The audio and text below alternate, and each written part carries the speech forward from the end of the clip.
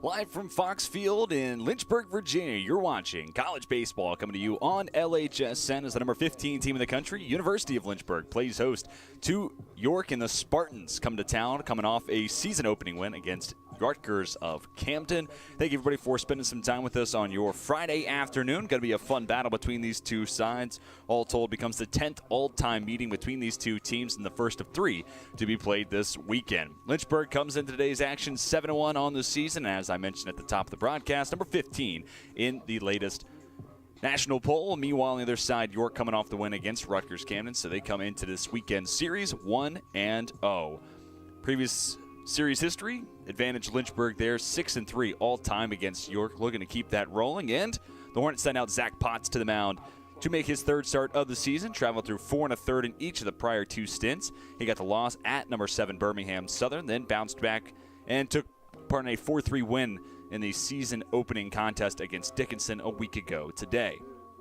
Or a week ago, last weekend, I should say. That game was played on Saturday. But nonetheless, it's going to be Potts in the bump. He's gone through 8 2/3 innings worth of work so far on the season, with the ERA sitting at 6.23 and 11 strikeouts to 2 walks so far on the season. And the top three in the order that Potts will face include Robbie Elzinga, playing center field today for York. Austin Denglinger will see it short, and Jack Berry over at first, hitting in the 3 spots. And today's umpires, behind the plate, James Love. Up the first base line is John Thomas, and over at third is Jeffrey Merzil. Number 27, Robbie Elzinga steps to the left-handed batter's box. Potts stands tall on the bump. We are moments away from getting this series underway.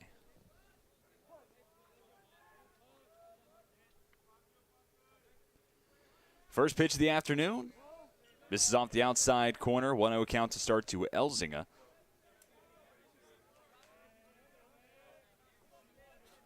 It's an 8-4 win for York over Rutgers Camden earlier this week.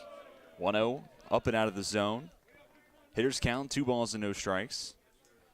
In that game, Elzinga goes 0 for 5. So still looking for his first hit of the season. 2-0. Called strike at the knees, puts the count to 2 balls and a strike. Lynchburg's been stellar at home so far this season. I'm about 4-0. Doesn't get much better than that.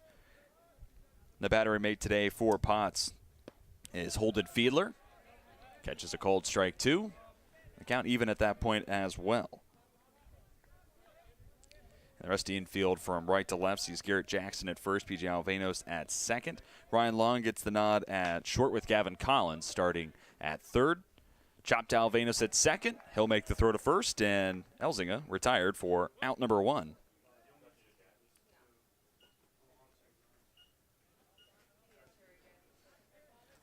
With the leadoff man set down, Austin Denlinger, one of 2 preseason All-Americans per D3Baseball.com in the starting 9 today for York. It's Denlinger and then Jack Berry on deck.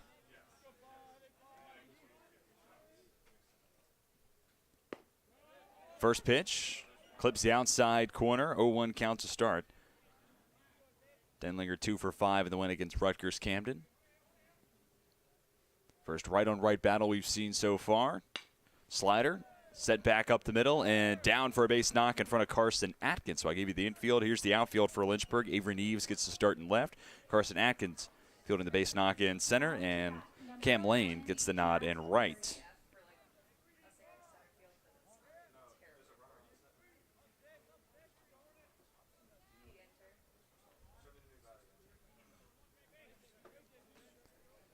One on, one down. 3-hole man is Jack Berry. Talked about preseason All-American. We'll see him at first base. The bottom half of this frame. Another left-handed hitter in the order for York. Second of 4 we'll see. Accompanied by Connor Pickle and Joey Ricciardi. 6-7 spots respectively. Good lead off the bag at first for Denlinger. 1-0, clips the outside corner. And Jack Berry, our player to watch at the plate for York.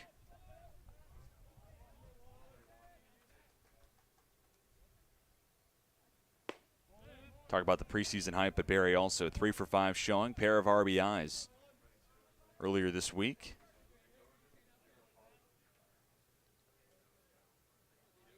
None of those 3 hits, though, 4 extra bases, but certainly somebody with plenty of pop in his bat. Throw to first. Sliding back safely is Denlinger. So Lynchburg 4-0 at home so far this season. York starts the season with a win on the road, looking to make it 2 in a row. And as noted, the first of 3 we'll see this weekend. Big cut coming up empty as Barry counts at 2-2.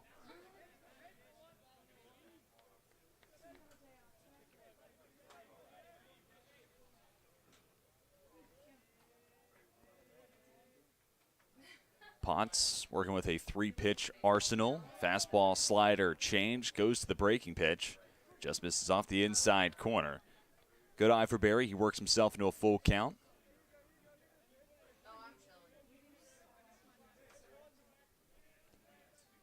Decent lead for Denlinger off the bag at first. See if he runs in the 3-2 spot. He won't. Changeup drops off the outside corner. Nice pitch sequence for Potts, and he'll retire Barry for out number 2. First strikeout of the day. Cleanup man Joe Capabianco stepping to the plate. We'll see Capabianco at second base the bottom half this inning.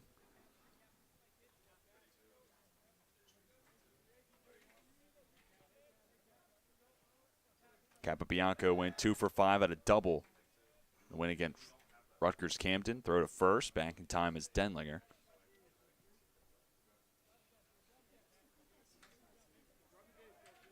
This York team led by 11th year head coach Mike Scappa. Just the 4th head coach in program history. And it's a program picked to win the Mid-Atlantic Conference. Received 7 of the 9 first place votes. Certainly a worthy test this weekend for Lynchburg. 1-0 slicing towards the right field line and down for extra bases. Cam Lane over. They'll wave Denlinger around third. Now they'll hold him up. 2-out double for Capabianco. Denlinger up to third. Capabianco behind him at second. And Zach Potts finds himself a little bit of trouble towards the tail end of his first inning of work. RBI chance comes to Brendan Martin. DH hitting from the right side.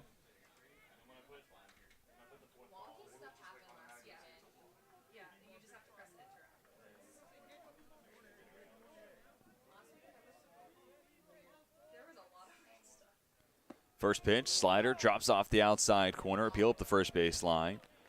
John Thomas says that Martin was able to check his swing.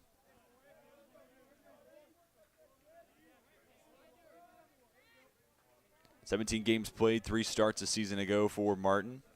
Junior from, but it's Pennsylvania. Back to the breaking ball, induces a swing and miss, strike 1. And it was an 0 for 3 showing in the season opener for Martin.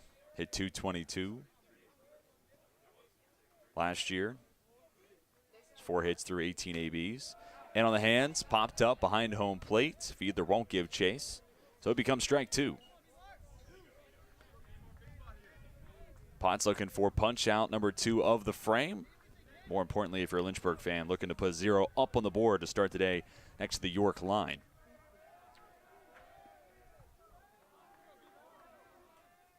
The 1-2 slider down and outside. Appeal up the first base line. Thomas with the same call that he made earlier in the AB. Count even at 2-2. In these strikeout situations, you can see the early confidence that Potts has going to that slider, especially in these right-on-right spots. Wind is blowing out towards center field. Low 50s at the time of first pitch. No check swing this time around for Martin. Instead, slider misses just off the outside corner. 3-2, 2 down. First base is open. And if Martin reaches, it's Connor Pickle, right fielder on deck. Payoff pitch. Misses outside.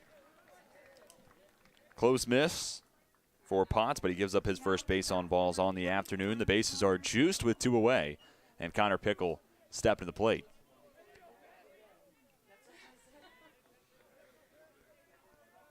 Sixth hitter of the frame.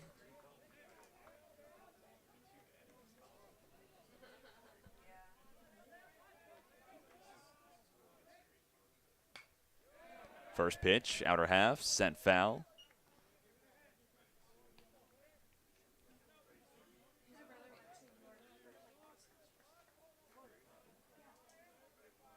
Pickle, one of 4 left-handed hitters in the order today. Played in just 6 games last season. Takes this one on the outside corner. Count quickly 0-2. And a spot here where if you're Zach Potts, base is loaded 2 away, you put yourself in a situation where you have to come at a guy. But now, head 0-2 towards your oyster here against Pickle.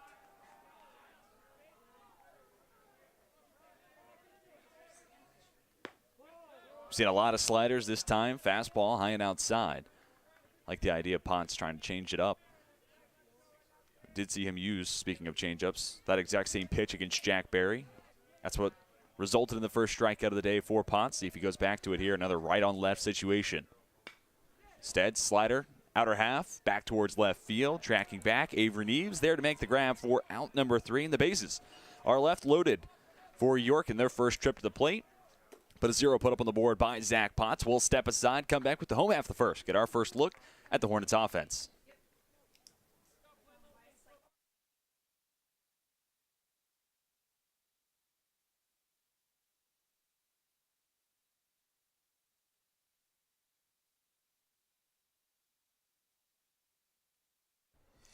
When you come to the University of Lynchburg to earn a master's degree in athletic training, you'll spend time in the classroom, but you'll also spend a lot of time in our top-notch facilities learning from athletic trainers and working closely with our student athletes.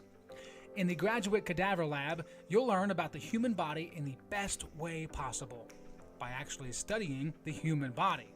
This will provide a foundation to make you a much better athletic trainer. In the Athletic Training Laboratory, you'll get hands-on experience, practicing your skills, applying concepts from the classroom, and working with faculty on research projects. It's also where our hydrotherapy facilities are. This space is also used by students for studying and practicing skills outside of class time. In the Sports Medicine Clinic and Turner Gymnasium, you'll work with student athletes from more than 20 NCAA Division III sports teams, helping get them back to practice and into the game as soon as possible. As an athletic training student, you're a big part of the success of our sports teams and the success of the local athletic teams. We see this relationship as a win-win situation. You learn, and that helps us win.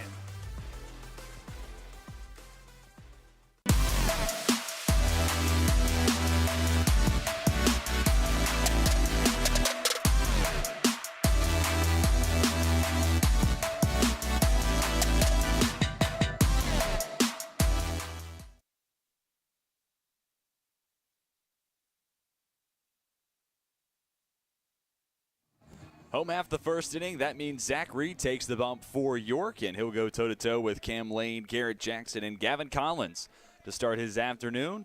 Tall right-handed frame stands at 6'6", 240 pounds. The ideal pitcher frame into the windup.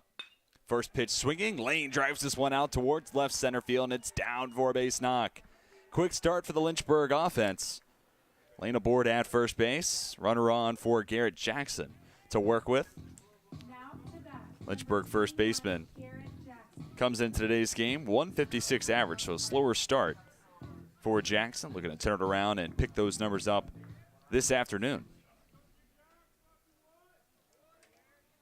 Zach Reed draws his second start of the season, and this is just game 2 of the year, and a little bit of an oddity to see guy get back-to-back starts in and of itself, but especially in the same week.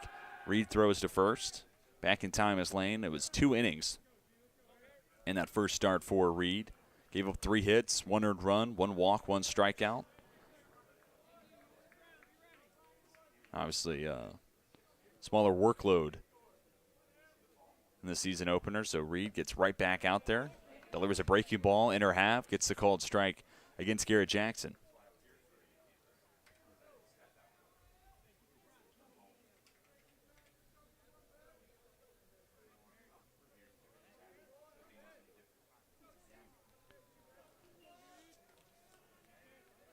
Not an overly large lead for Lane over at first. Another throw over. Gets past Jack Barry.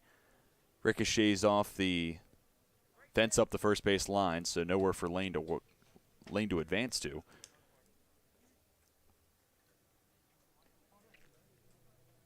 Catcher day for Reed as he's seeking a new baseball. Joey Ricciardi. The duties behind the plate. Rest of the infield from right to left. Jack Barry holds runner on at first. Joe Capabianco's at second. Austin Denlinger at short with Craig Wiley getting the nod at the hot corner. Back to the breaking pitch. Good take for Jackson. Count even at 1-1. And the outfield from left to right for York. Joey Ricciardi's in left. Robbie Elsing is in center with Connor Pickle in right. Apologies on that confusion. Behind the plate is Brian Jakubek.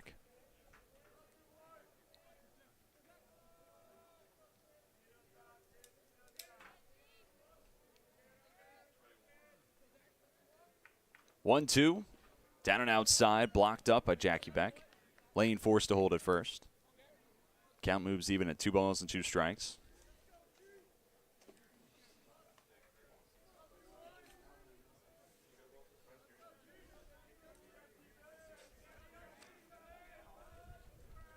Lynchburg's a team averaging more than 6 runs per contest. Got a lot of great notice from their pitching staffs, namely Brandon Pond and Grayson Thurman, a starter and a reliever to mention there. But the offense has been stellar to start the year. Do it again at 2-2 to Jackson.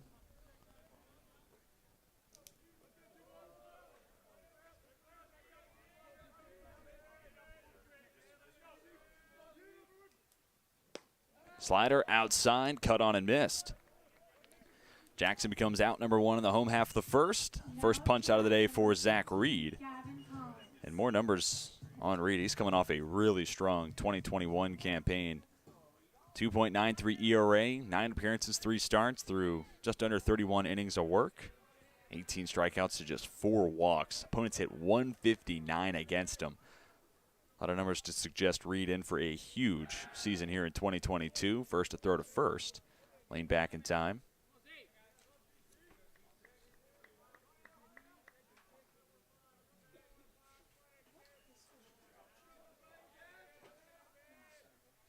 So Gavin Collins at the plate first time today. First pitch he sees comes too far inside, and Collins plunked off the shoulder. He'll trot up the first base line and move Cam Lane into scoring position at second. York had the bases left loaded in the top half of the first, and RBI chance for Avery Neves, one of the hottest players in the country, frankly. Step to the plate. Good spot for the Hornets to be able to strike first. Neves, in addition to Grayson Thurman, named to the D3Baseball.com Team of the Week. And Neves last week, 1.414 OPS. That's on base percentage plus slugging percentage. 500 average. He's also named Conference Player of the Week. The numbers are very video game-like for Avery Neves. 480 average to start this season. 4 extra base hits already. 1-0 catches the outside corner. Count even at 1-1.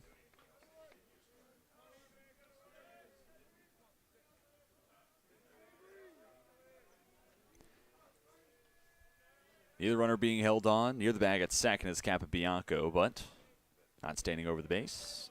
Down to the dirt. Off the plate. Nice job, Jakubek, forcing both runners to hold, keeping the baseball in front of them. 10th all-time meeting between these two sides. Lynchburg gone 6-3 previously against York, and has actually won 5 in a row in this series history. Last loss to York was a 7-4 loss at home back in February of 2013. Another breaking ball missing outside for Reed. Hitters count 3-1, and this is a dangerous spot to find yourself in if you're a pitcher. Hard enough to face Neves with runners on the base paths, but falling behind in the count, no favor to yourself. After Neves is P.J. Alvenos.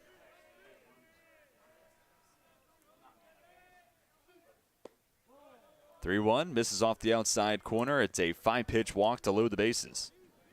Lane up to third, Collins behind him at second, and Neves reaches via the base on balls. Number 18, PJ Alvanos. Corners will play in for the Spartans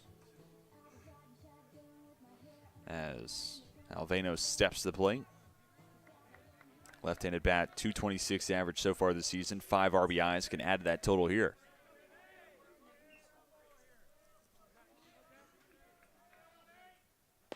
First pitch of the at-bat, a called strike 1. Outfield plays straight away against Alvanos. There's a spot here we're looking to avoid the double play ball. If at all possible, if you're going to go down, be retired for out number 2, try to have it be deep fly ball, try to score the first run of the game. Time call to the plate. And building off that point, Cam Lane, good speed over at third. Popped up and out of play.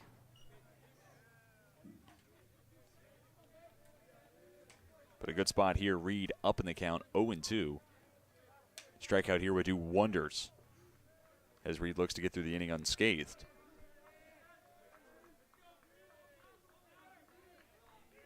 Junior has the signs. Breaking ball, laced out towards right field. Pickle races the line. 1 run scores. Collins rounds third and makes it 2-0. Lynchburg out in front. Avery Neves maybe swinging a bat hotter than the surf of the sun, but that's not to discredit PJ Alvanos, and he comes through with a big 2 RBI base knock. Move the Hornets out in front. And Lynchburg strikes first, leading 2-0.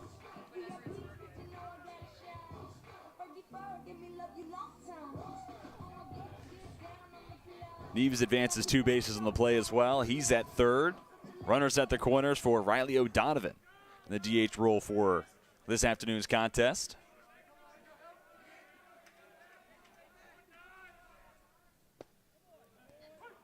First pitch to O'Donovan, in for a called strike.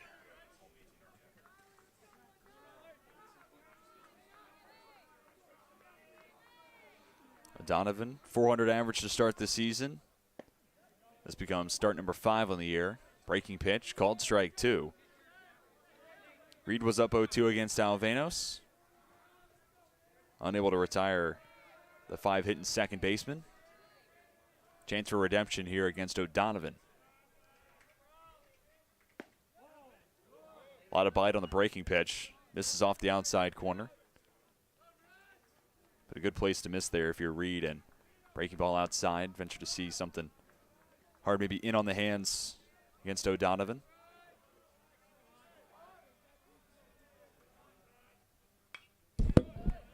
Sent back to the screen.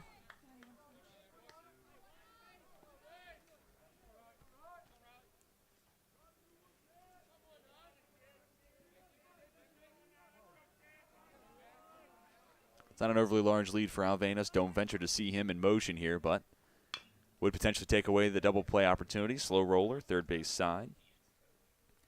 O'Donovan will see yet another 1-2 pitch.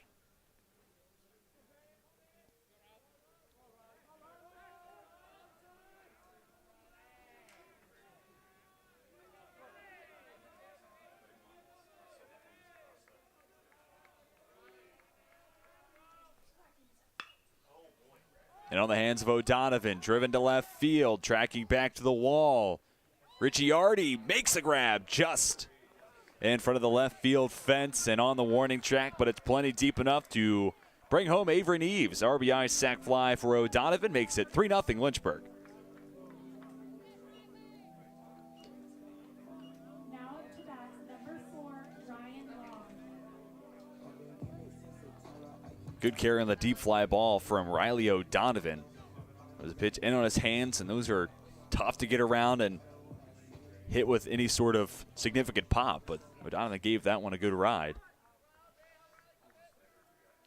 But just enough real estate inside Fox Field for Ricciardi to make the grab. 2 away. Runner on at first. First pitch to Ryan Long, in for a called strike. Reed looking to hold the damage at 3 runs across. And a game like this is two of the better programs across the country. does wonders for Lynchburg to be able to land that first punch, so to speak. Long skies this one, third base side. In foul territory, grab is made by Craig Wiley for out number 3, but not before. 3 runs put on the board for Lynchburg. 2 RBI single from Alvanos and an RBI sac fly for O'Donovan. Move the Hornets out in front. We're through 1. Lynchburg up 3-0.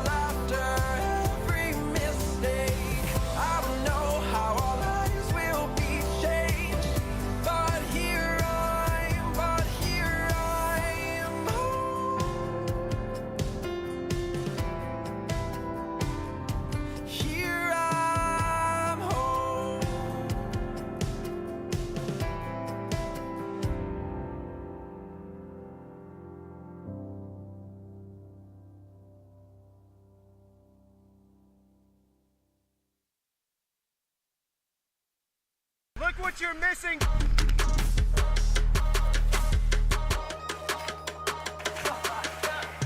It really don't matter to me. I'm just happy to be here. I might go crazy.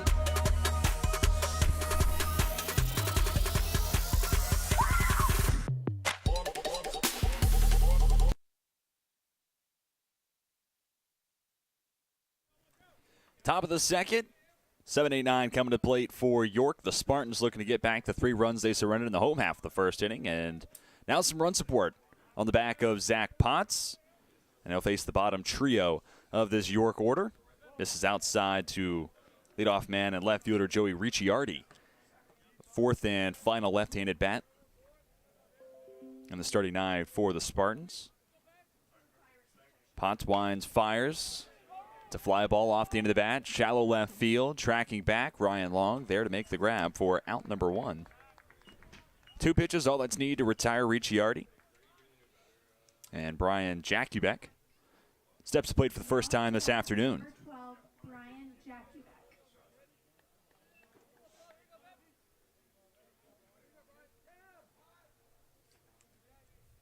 Jakubek went 1 for 3 in Tuesday's win against Rutgers Camden. First pitch he sees in for a call and strike.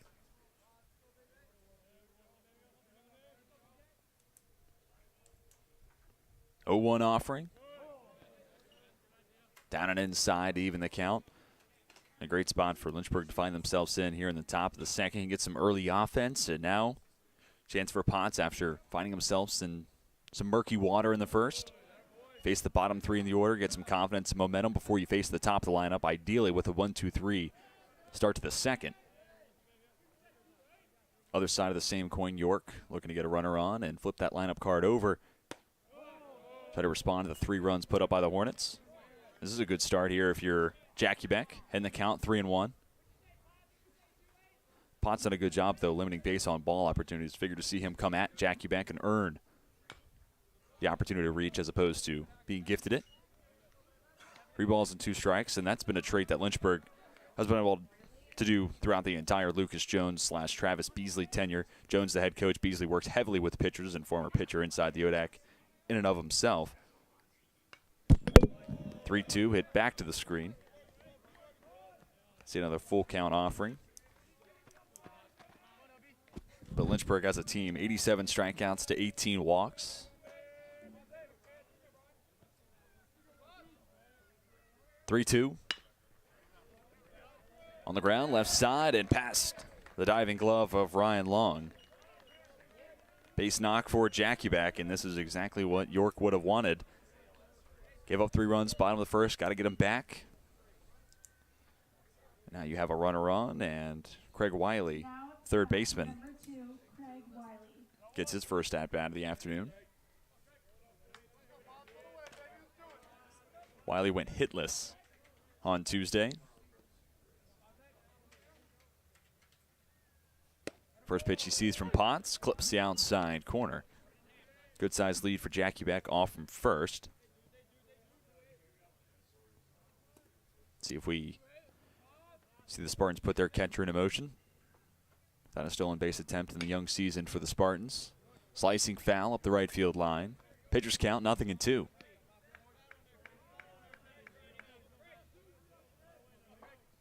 And with the 2-strike count against Wiley, it takes away the possibility, almost certainly takes away the possibility, I should say, of any small ball.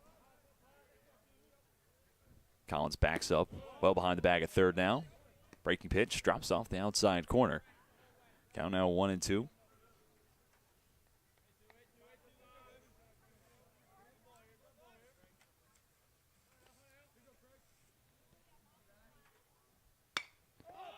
Potts comes back to play with the slider. Lazy fly ball, right center field. Atkins over, makes the grab, and there's 2 down.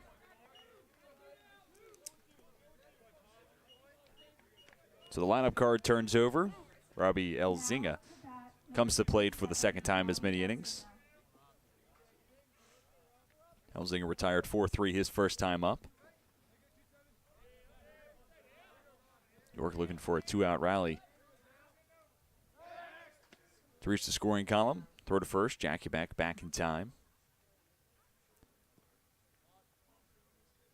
And talking about base running, York actually didn't even attempt a stolen base in the win against Rutgers Camden. Out to left. Neves lays out. Won't be able to get to it. Sliding in safely to third is Jackie Beck. Holding at first after the single is Elzinga. Runners at the corners, 2 away. And the Spartans are knocking on the door.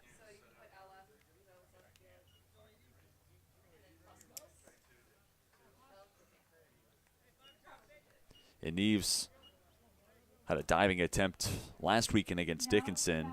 Fly ball out in foul territory just in front of the tarp, in front of the left field wall. And Neves gave it his all and had it hit his glove, just popped out.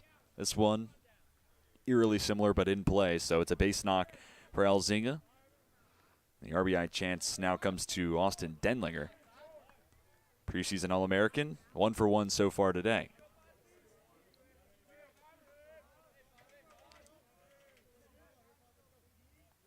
You gotta love the no batting glove approach here for Austin Denlinger. Takes a cut on the first pitch he sees, comes up empty.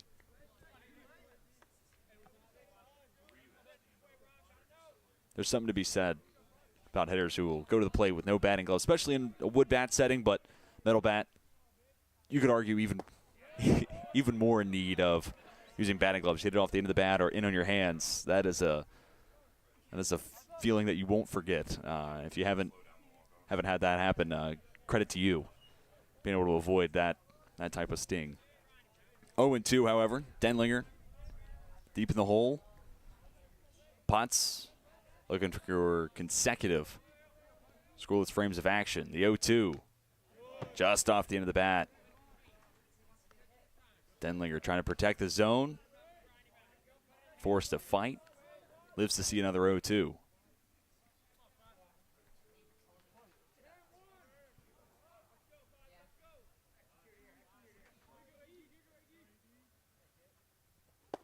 Slider off the outside corner, and Denlinger won't make contact this time round. Second strikeout of the day for Zach Potts. Once again, runners get into scoring position, and there's ultimately 2 left on the base paths for the Spartans, and another 0 put on the board next to their line. 3-0 your score through 1.5.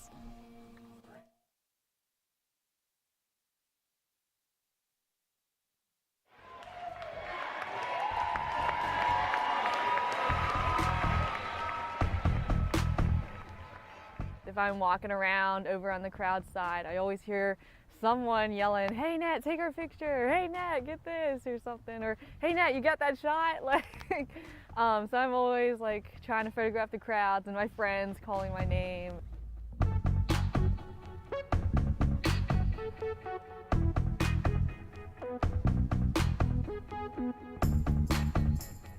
I think sports at Lynchburg unifies us as a whole, no matter what background we come from, what differences we have, and what experience we've experienced through our lives. It brings us all together and we have one goal, which is to win. As a photographer, I definitely get to capture the emotion and the feel and the atmosphere of what's going on during the games and what's happening in the crowd and with the fans. We have hugely dedicated fans here at Lynchburg. They come out whether it's rain, snow, sleet, windy, no matter what. Like, they will come out and support their team and cheer them on. They will sit through anything. It brings us all together as one.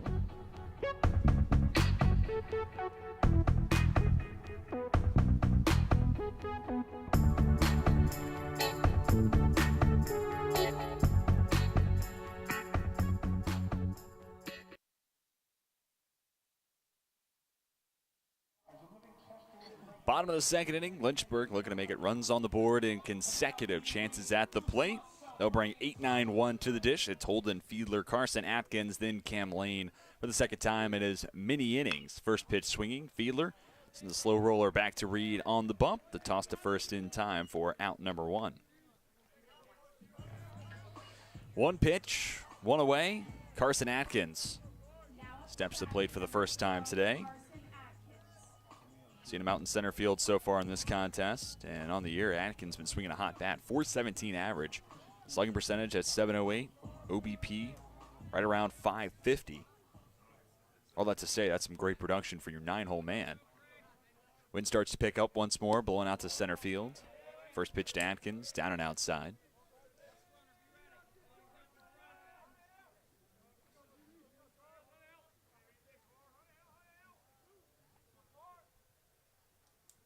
.1-0. Clips the inside corner. Count even at a ball and a strike.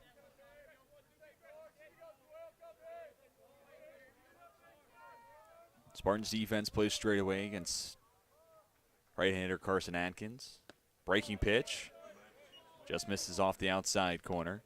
2 balls and a strike.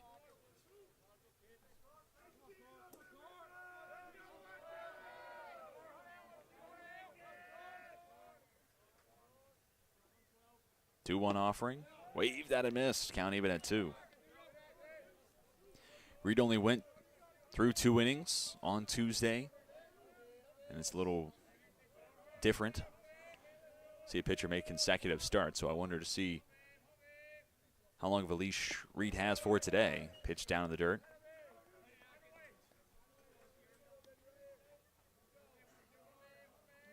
Now that being said, Reed did not go deep into that contest, so can't think the pitch count was all that high, considering he only gave up 1 earned run. Another foul ball from Atkins. Do it again at 3-2. So you could look at that season opening start for Reed as a bit of a warm-up, an in-game bullpen in a lot of ways. Gets him set for today. Maybe we'll see more of Reed past here the second. 3-2 once more. Driven to right field. Tracking back. Connor Pickle in front of the wall. Makes the grab. Diving onto the warning track. Connor Pickle with a nice grab for out number 2.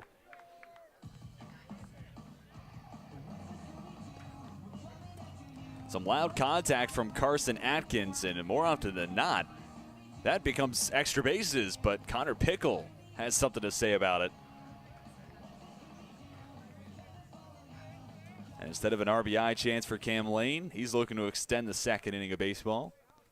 1-for-1, singled, came around to score the first of 3 runs last inning. He was swinging at the first pitch he saw last AB. This time around, watch the first pitch miss the zone to make it 1-0.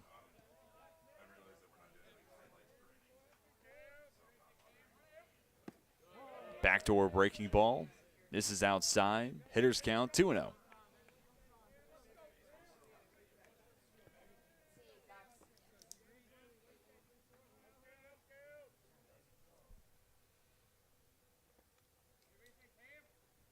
Right on left matchup. Mighty cut from Lane. Comes up empty.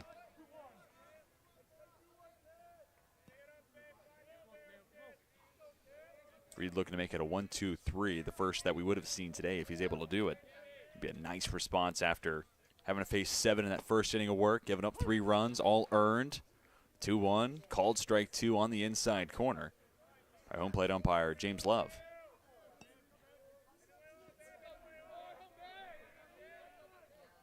Twos across the scoreboard here at Fox Field.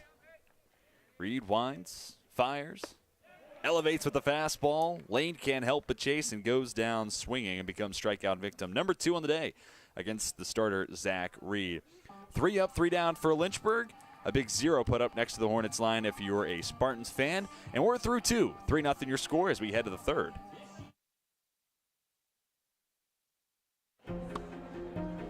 I was looking for a school that could provide me with the athletics, academics to pursue my career, a wind symphony to pursue my passion for music, and really have a nice general atmosphere.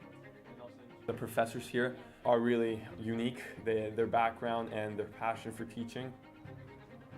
It's really a place where you can explore.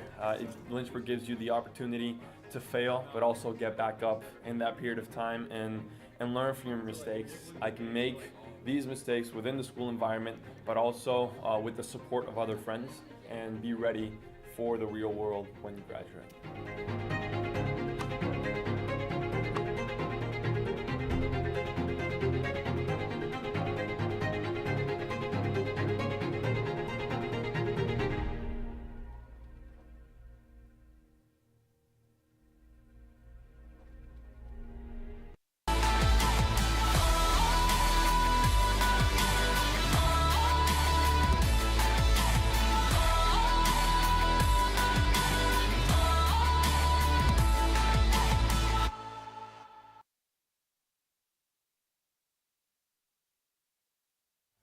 Now up to bat. 3rd inning of baseball between York and the number 15 Lynchburg Hornets getting underway now as Jack Berry, Joe Capobianco, and Brendan Martin scheduled to plate for the Spartans. Another inning of work for Zach Potts. Through 2 innings, he's seen 11 come to plate, pair of strikeouts, has surrendered 2 hits in each frame. First pitch, catches the outside corner, 0-1 count to start to Jack Berry, the first baseman. 0 for 1 with a strikeout his first time up. The 0-1. In on the hands of Berry. Lofted out towards shallow center field. Long will lay out. Won't be able to get to it. Leadoff man is aboard in the form of Jack Berry. Now up to bat, number 23, Joe Capobianco. And it was a single from Brian Jackubek last inning that just eked past the diving glove of Long. Similar but different here with Berry. This one goes right back up the middle, and it comes after a pop-up. Hall of Famer Joe Morgan once said it and said it well. Hit it where the defense isn't. That's the key to hitting. No matter how hard, hit it where the defense isn't. That's exactly what you could say Berry did. That brings Capobianco to the plate. No down with a runner on in front of him. This one's also going back up the middle and through for a base knock. This one with a little bit more of an exclamation point behind it compared to the base hit from Berry. But the first 2 who come to the plate for York, both reach. 6 hits already for York. And if you're a Spartans fan, maybe down 3-0, but the offense has been on display in the early goings of this contest. Brendan Martin, the DH, without an official ABs. He drew a walk back in the first inning.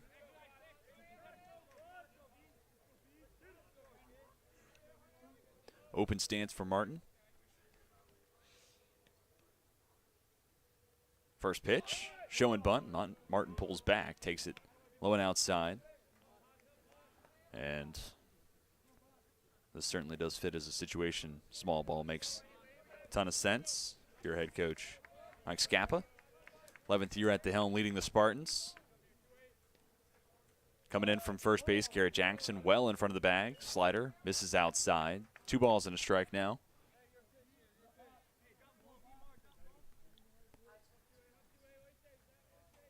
Now this is a precarious situation if you're Coach Scappa and Martin. Hitters count 2-0. Do you let Martin swing the bat, or do you stick with the original plan of sacrifice bunt play? Martin shows bunt, takes the fastball on the outside corner for a called strike 1. Also showing bunt here might not necessarily be truly in the cards here for Martin, as sometimes you use these situations early in games to see how a team might play this type of spot.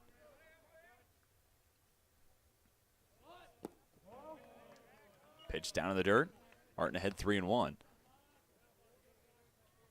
I think this is a situation where we'll see the true colors. Is this truly a bunt play here for Martin, or was it more of a scouting report and now, hey, Martin's in a hitter's count, runners on in front of him, no outs, let's let him swing it away. Potts has the signs from Fiedler.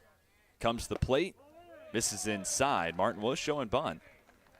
But instead of giving up the out, DH reaches via the base on balls just as he did in the first. The bases are now loaded with Jack Berry, the lead runner at third, Capabianco behind him at second, and Brandon Martin aboard at first. The corners were playing for the Hornets. Middle infield at double play depth, looking to turn two. Connor Pickle to the plate, made a nice defensive play in the home half of the second. Now a chance to make a big impact on this game with his bat. First pitch downstairs and a trip out to the mound for Holden Fiedler, looking to settle down Potts.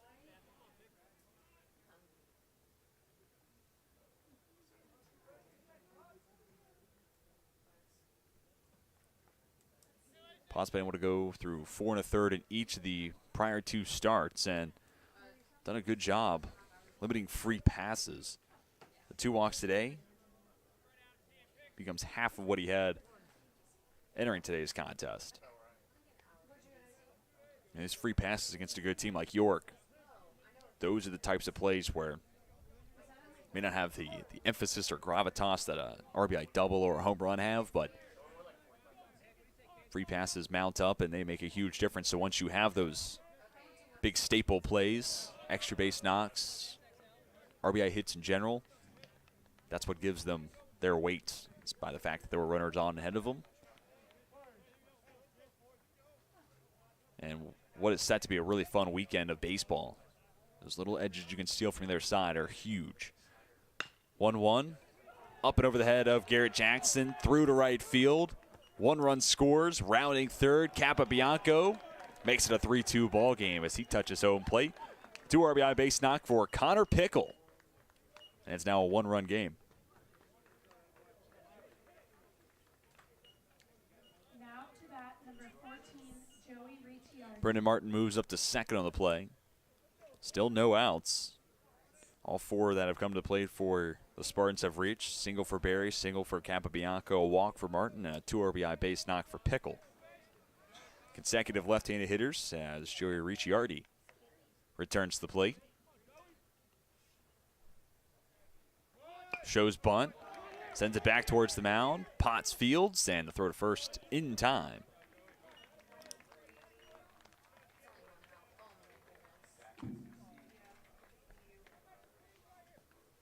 Now to bat, number 12, Brian Jackie. So Ricciardi becomes out number 1.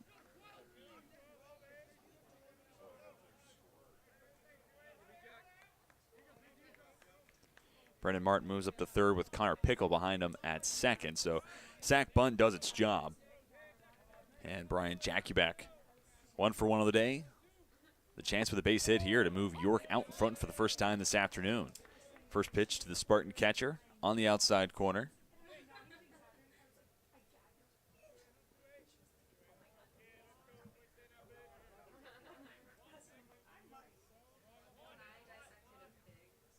Near the bag at second for a moment was Alvanos. Now he'll back off, line drive towards the aforementioned Alvanos and through to center field. We're tied up 3-all. They'll hold Pickle at third. There'll be runners at the corners as Brian Jackieback comes through with an RBI base knock to make it 3-3. Now to bat, number 2, Craig Wiley.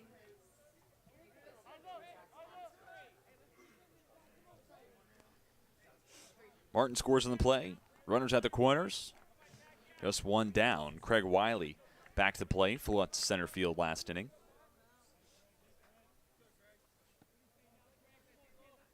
Wiley with a chance. Avoid the strikeout. Avoid the ground ball double play. May well move your team out in front 4-3. 8 hits already for York compared to 2 so far for Lynchburg.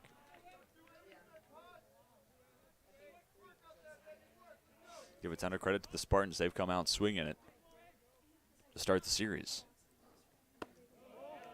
Breaking pitch high. Hitters count, 2 balls and no strikes.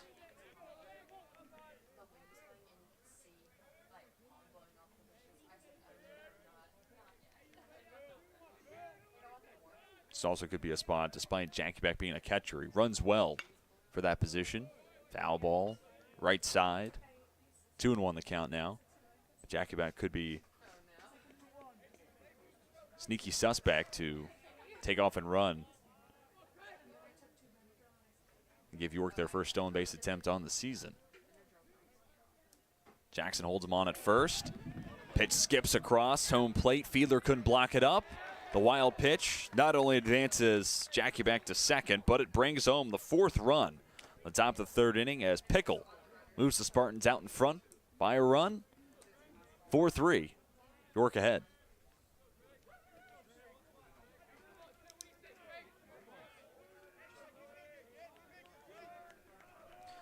And the RBI chance still live for Wiley. Jackie back, we talked about, runs well, especially for a catcher. He's out at second. Base hit to the outfield may well make it a 5-run top of the 3rd. Potts to the chest. 3-1. Fastball cut on and missed to make it a full count.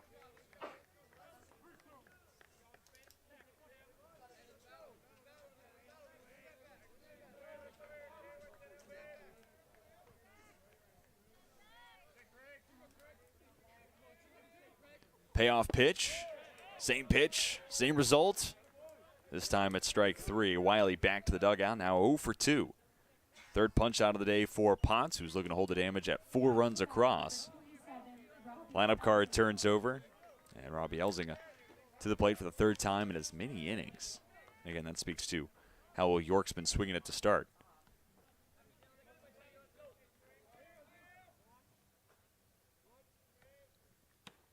First pitch high, pops out of the glove of Fiedler.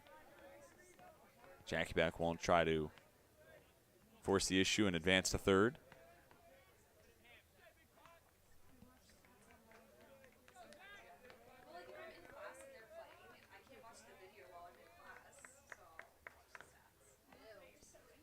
Elzinga 1 for 2 on the day, singled his last time up. 4-3 ground out victim his first time to the plate.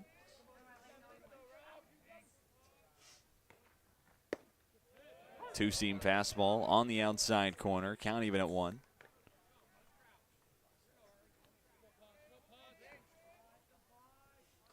Cam Lane shaded towards the right field line. Meanwhile, in center, Carson Atkins plays straight away, maybe actually a shade towards the left center field. Sizable hole in right center. Fiedler can't squeeze it. Pops out of the glove.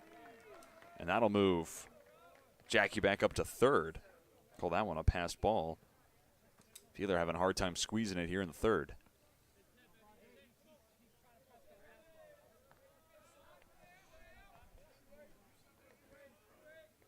It's now a potential 5th run of the frame, 90 feet away from scoring.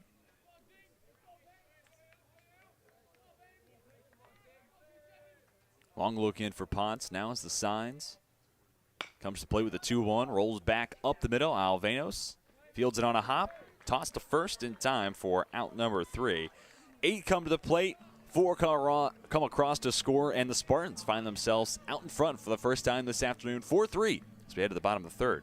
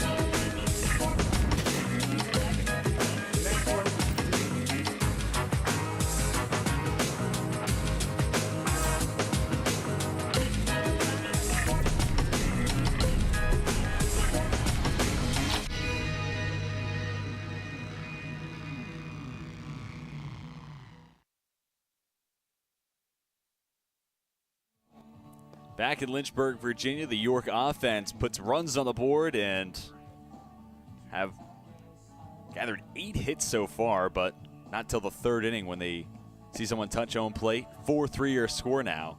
All 4 for the Spartans come across in the top of the 3rd. All 3 for Lynchburg. Touch the plate in the bottom of the 1st. Hornets looking to respond. 2-3-4 coming to the plate in the form of Garrett Jackson, Gavin Collins, and Avery Neves. And Zach Reed will stay out on the mound for York. This will become his longest appearance of the season.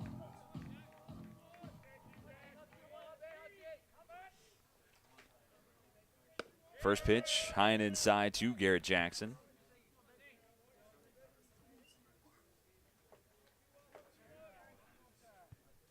Lynchburg went down in order in the bottom of the 2nd. Tired 1-2-3. It was a nice bounce back inning of work for Reed. It's a long fly ball out to right field. Pickle tracks back and makes the catch at the warning track. Nice job, Connor Pickle, tracking the fly ball end and able to twist his body, put himself in the right position to make the grab for out number 1 to the bottom of the 3rd. Now 5 in a row set down by Zach Reed. Gavin Collins looking to bring an end to that streak. Got an official at-bat today as he was hit by a pitch. Then came around to score in the 1st. Big cut from Collins. Comes up empty. 0-1 count to start.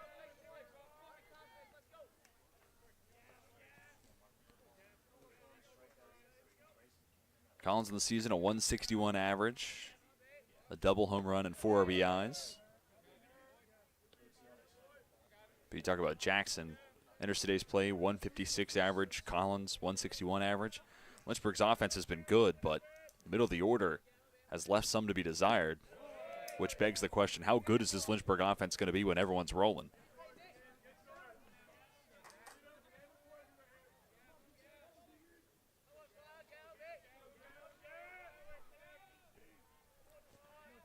Two-one pitch to the plate.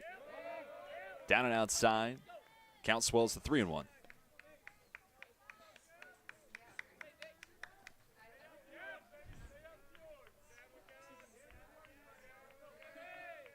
Hitters count for Collins. Reed has to be careful. Righty deals and deuces a foul ball, strike 2. Full count to Gavin Collins, and a strikeout here would be huge for Reed, trying to make it consecutive 1-2-3 innings. A pitch away from punch out number 3 on the afternoon.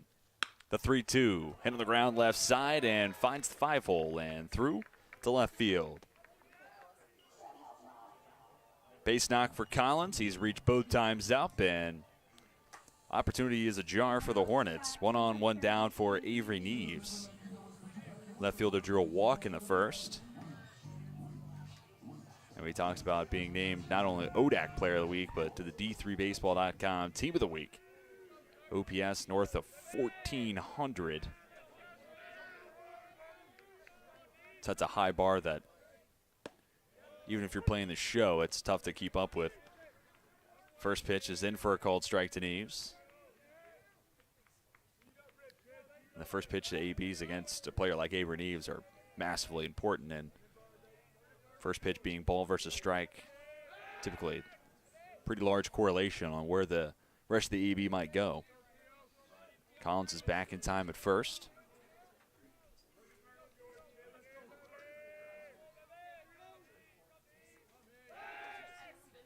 Collins is 2 for 2 on stolen base opportunities so far this season, drawing the attention of Zach Reed. A couple throwovers.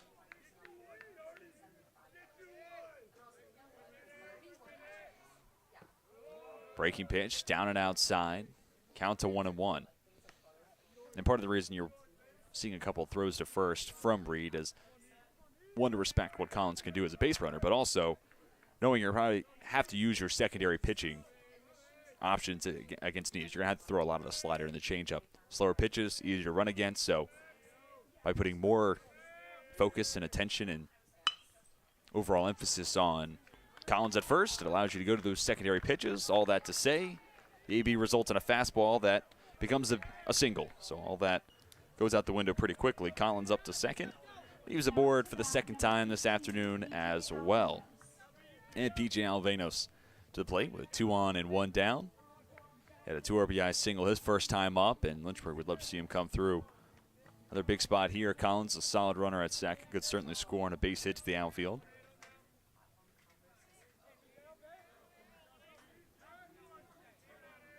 And after York plates 4 in the top of the third, Spartans looking to keep momentum on their side and put up a 0 next to the Hornets line, while Lynchburg looking to do complete opposite. At least tie it up. This inning presenting a good run-scoring opportunity and may well move the Hornets back in front. 0-1 from Reed. Backdoor breaking ball. Lots of bite, but it misses the zone.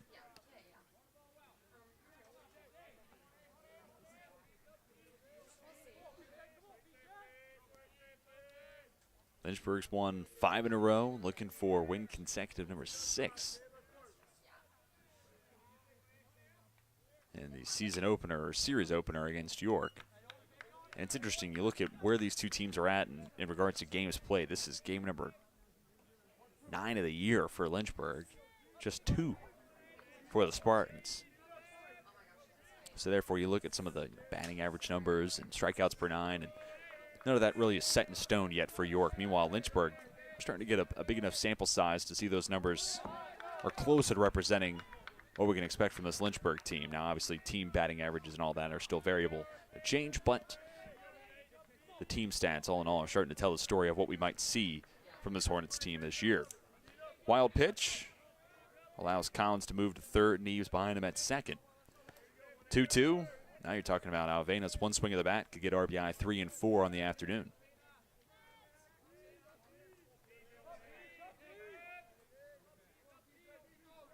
Long look in from Reed. Has the signs from Jakuback. Breaking pitch. Alvenos way out in front of it. Fortunate to make contact. Becomes a foul ball, and we'll do it again at 2 balls and 2 strikes.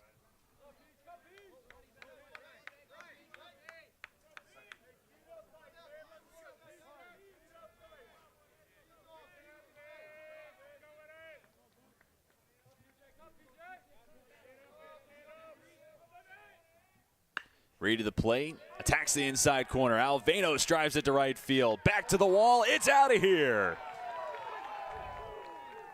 P.J. Alvenos, 2 for 2, 5 RBIs, and we're just in the bottom of the third. Lynchburg retakes the lead. Hornets up 6-4.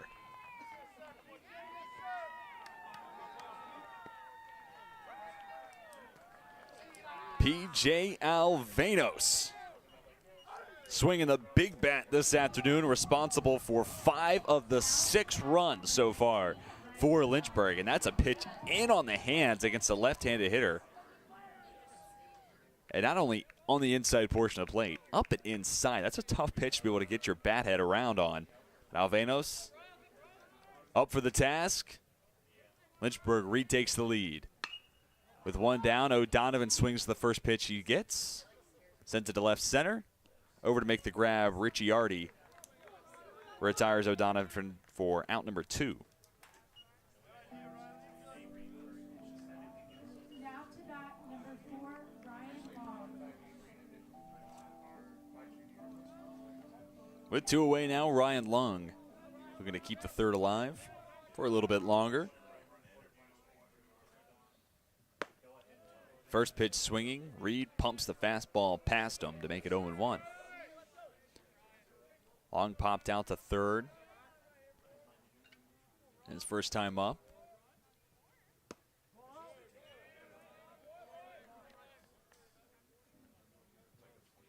And on that pop-up, it was a pitch early in the count. I think Long would want back and ultimately got underneath it. Popped it into foul territory with just enough real estate for Craig Wiley to work with. Was there to make the grab. Slight hitters count, 2 balls and a strike to Long. Spartans defense plays straight away against the Hornets shortstop.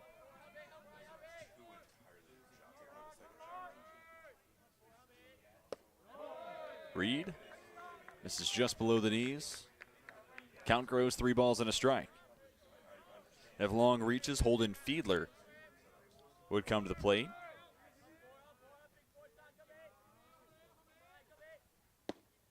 (3-1), called strike 2. And we'll see a payoff pitch.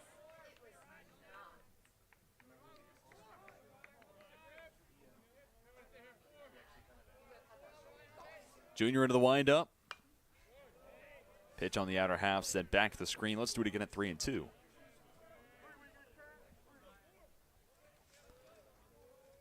Long has been really playing some great baseball in the field, looking to have the offense follow suit. 143 average to this point in the season.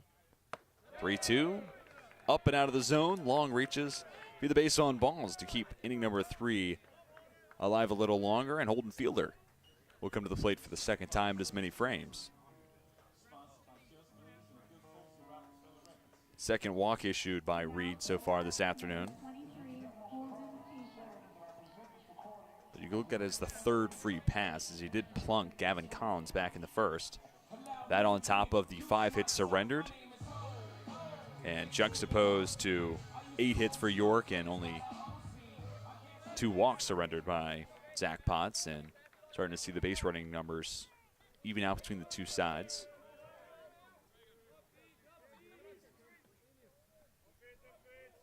Not an overly large lead for Long at first. First offering to Fiedler, misses off the inside corner.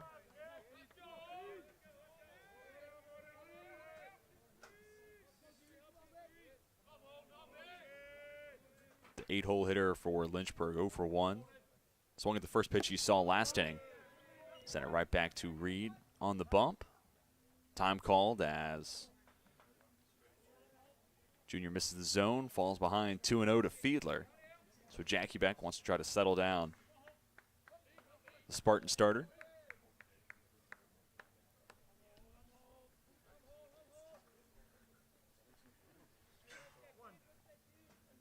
In the spot here where damage has been done by Lynchburg. Reed in this spot, you got to keep it 6-4.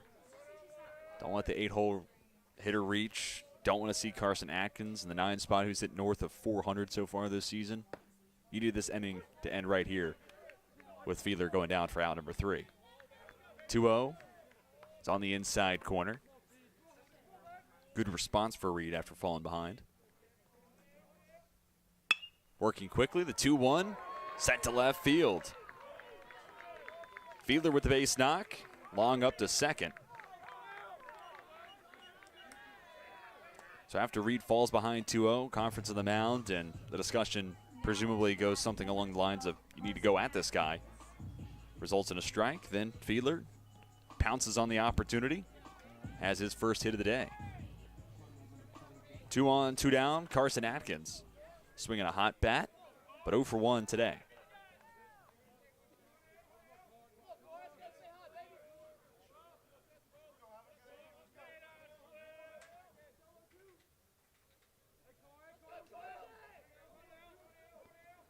Glance to second, Reed to the plate. Starts the count at 0-1.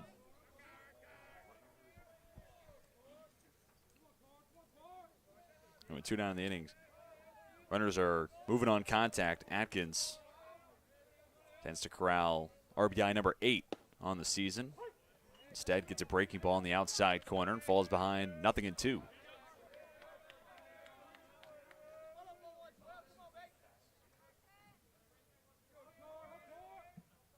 Either runner being held on. Focuses on Carson Atkins at the dish. The 0-2, breaking ball, cut on and missed. Atkins goes down. Good morning, good afternoon, and good night for out number 3. 8 come to the plate. 3 come across for Lynchburg on a 3-run blast from P.J. Alvanos. Lynchburg retakes the lead 6-4 through 3.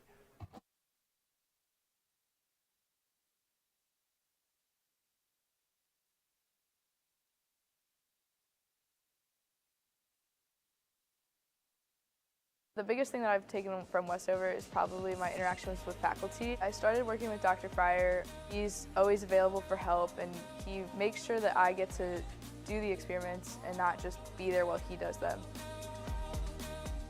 I didn't want to limit myself when I came here to just taking the prereqs for med school. I wanted to get a full, well-rounded education, and I definitely found that in the Westover program. It's given me the opportunity to keep playing soccer at a competitive level, but also it's given me the ability to be a student and to pursue other activities such as EMS.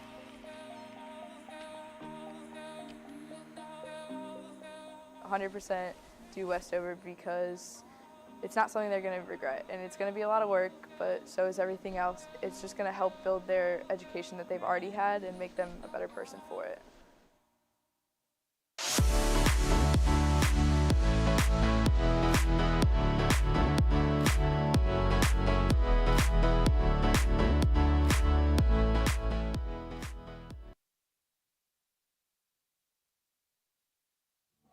It's a beautiful afternoon for baseball in Lynchburg, Virginia. We've made it through 3 on to the top of the 4th inning. Lynchburg out in front 6-4 with 3 runs played in the bottom of the 1st and in the bottom of the 3rd. All 4 for York come across their last trip to the plate in the top of the 3rd.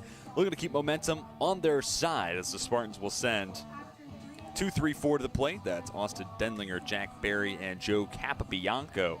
Take on Zach Potts, who stays on the bump for potential inning number 4 of his day.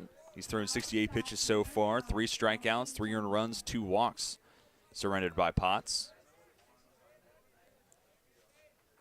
He'll see Austin Denlinger to the plate for the 3rd time this afternoon. The shortstop 1 for 2 with a single and a strikeout.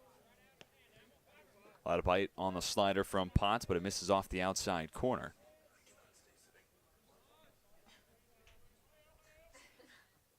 "1-0 comes too far inside and hits off the elbow of Denlinger. That is certainly not a comfortable feeling, but that's why you wear the elbow brace. And Denlinger is aboard to start the 4th. So York did not have the leadoff man reach in either of the first 2 innings, went scoreless in that frame, but last inning had a leadoff man reach in the form of Jack Berry with a single. Berry back to the plate now, and York looking to have history repeat itself. First pitch changeup, called strike 1 on the outer half. Denlinger, middle infielder. You could presume a fair amount of speed.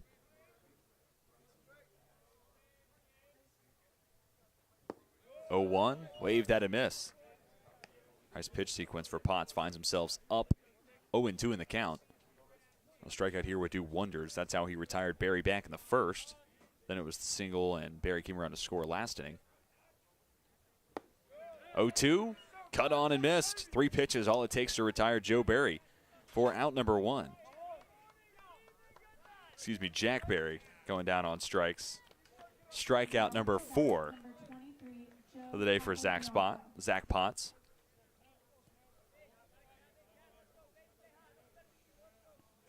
One on, one down for Joe Capabianco. See, this is where managers they make it hard for broadcasters. Know my life's easy. Get paid to talk. Well, how can we throw him a changeup? You stack Jack on top of Joe in the order, and you're bound to get it mixed up at least a little bit. Slider outside corner to Joe Capabianco. Count starts at 0-1. Not a large lead at first for Denlinger, held on by Jackson, creating a little bit of a hole in the right side of the infield. The rest of the Hornets defense plays straight away against the cleanup bat. Slider drops in, and it's quickly 0-2. Back-to-back hitters where Potts has jumped out in front to an 0-2 count. Was able to retire Jack Berry on pitch number 3. Can he do the same against Capabianco? We'll find out after a toss to first.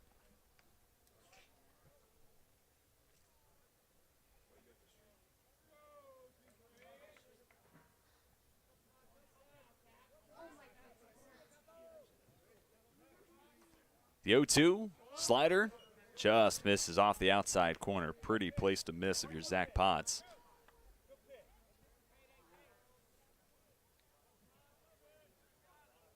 And we're starting to see in this 3rd time through the lineup card, Potts leaning heavily on the off-speed pitches, specifically that slider. Feeling comfortable going to it in early count situations. Here, we're trying to get the strikeout with it. Comes back with a fastball, leaves it down and outside, moves the count to 2-2. It's interesting to see those chess pieces on the board move around as you get deeper and deeper into the game. First and second time through the lineup card. A lot more fastballs for Potts now. Getting to see everybody a third time. Knows the advantage that presents for hitters. So you're seeing a whole lot more of the slider and mixes the changeup. Close up the right field line, but foul. So Capobianco retreats back to the first base, or excuse me, the right-handed batter's box, and back to first is Denlinger. We'll see another 2-2 offering.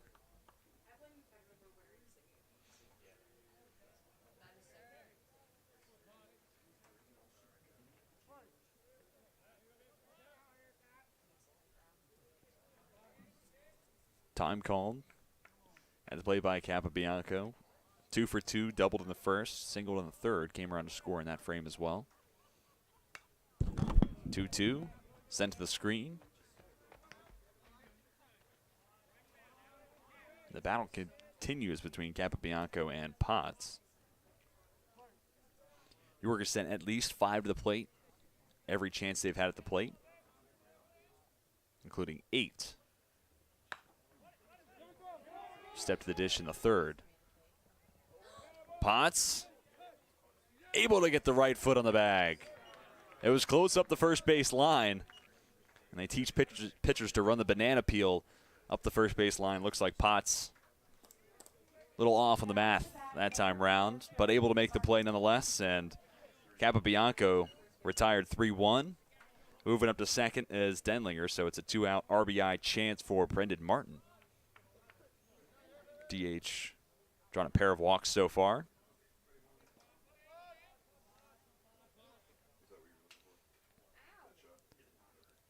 First pitch of the at-bat. Fastball, outside corner. Called strike 1.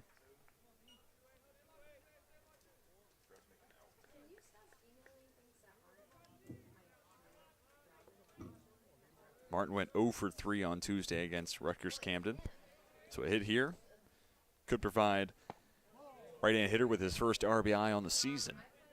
Count evens at 1-1.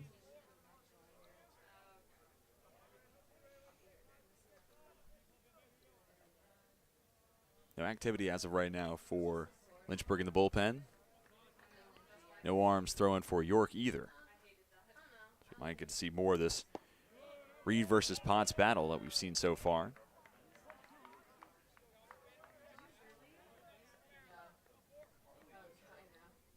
Potts a pitch away from strikeout number 5 on the afternoon.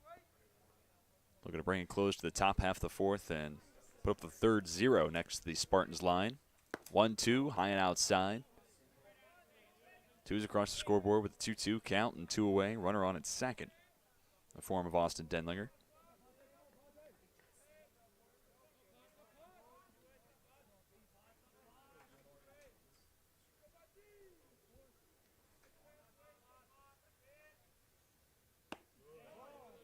High and tight from Potts, 3-2 the count. Martin reaches, it's Connor Pickle on deck, and he dealt the damage to bring home the first 2 of the 4 runs in the top of the third. Played Barry and Capobianco last inning. 3-2, slider, outside corner, and a called strike 3. Martin not happy with the call, but he becomes strikeout victim number 5 against Zach Potts, and runner left on in scoring position. The form of Austin Denlinger. We've made it through 3.5. Lynchburg out in front, 6-4.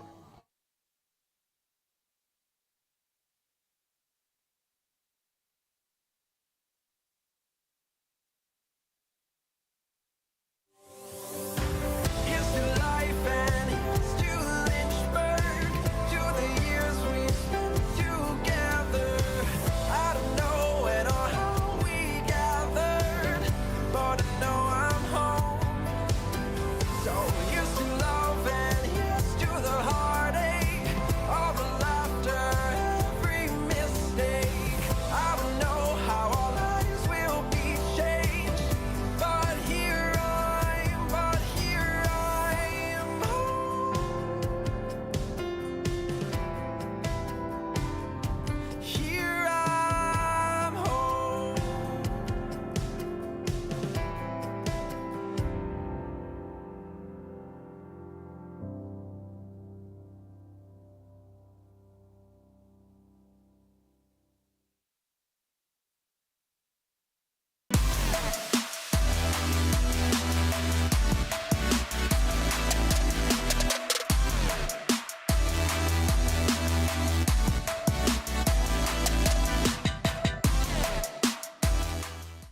what you're missing.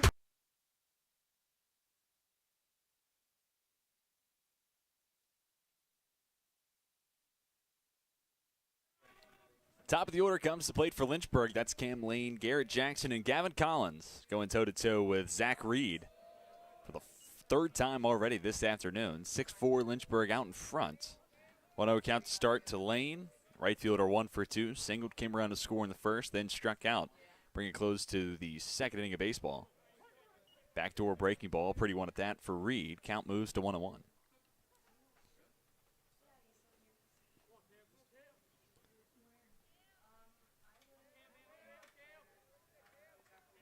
Lane brings the .320 average into today's contest. Slaps this one foul, left field side.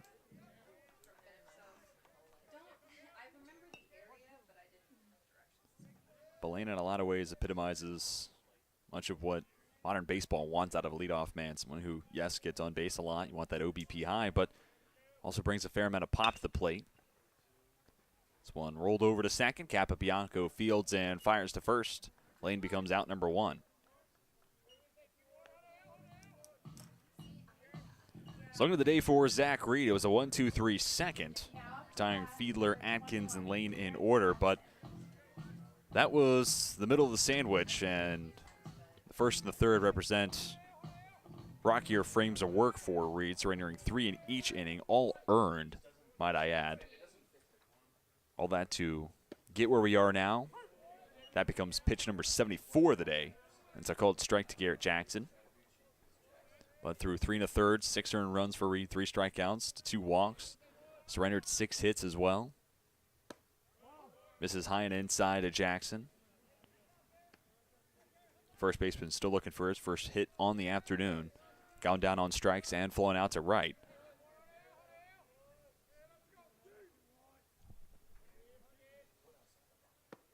One. Breaking ball misses off the inside corner. 2 balls and a strike.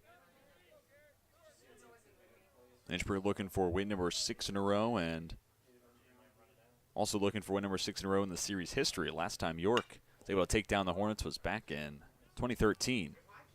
Driven to center field, back to the track. Elzinga there to make the grab. Baseball can be an unforgiving sport, and Garrett Jackson epitomizing that today. Made some loud contact last inning as leadoff man, but Pickle was able to cover the necessary ground.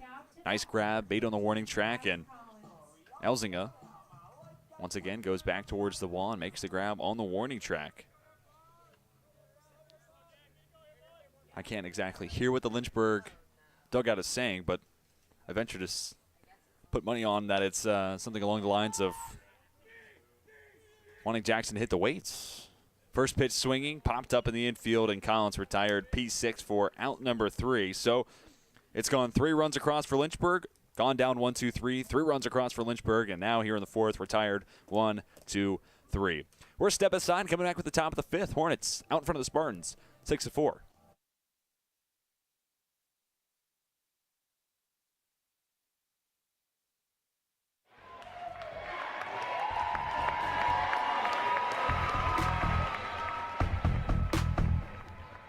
If I'm walking around over on the crowd side, I always hear someone yelling, "Hey Nat, take our picture. Hey Nat, get this," or something, or "Hey Nat, you got that shot?" Like, so I'm always like trying to photograph the crowds and my friends calling my name.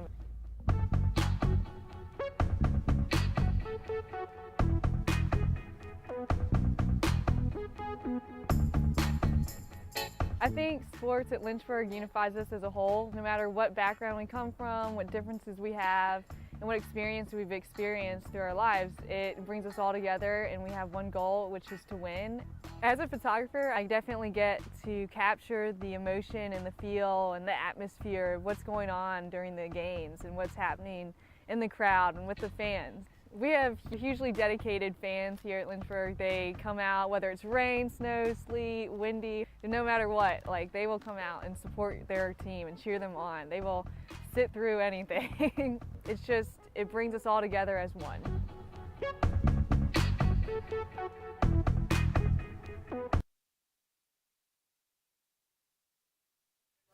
Welcome back to Fox Field, top half of the 5th inning. Up to lead things off for the Spartans is Connor Pickle. And gets inning number 5 underway with some fashion. Singled out towards right field, and Pickle now 2 for 3 on the day. Zach Potts stays out on the mound. Just issued hit number 9, and now he'll see Joey Ricciardi for the 3rd time today. Popped out to short, and a sack bunt back towards the mound. So left fielder looking for his first base knock. Now a couple of arms up and throwing for the Hornets. A righty and a lefty. First pitch is in for a strike to Ricciardi.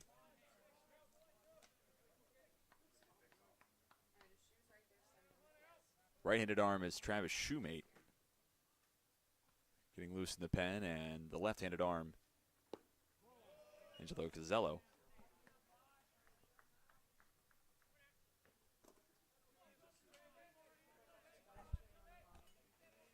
One and one the count. Not an overly large lead off first for Pickle. And I know we've all been thinking it. Pickle on at first. We can only hope that there's a potential rundown in the future, so we can see Pickle in a pickle.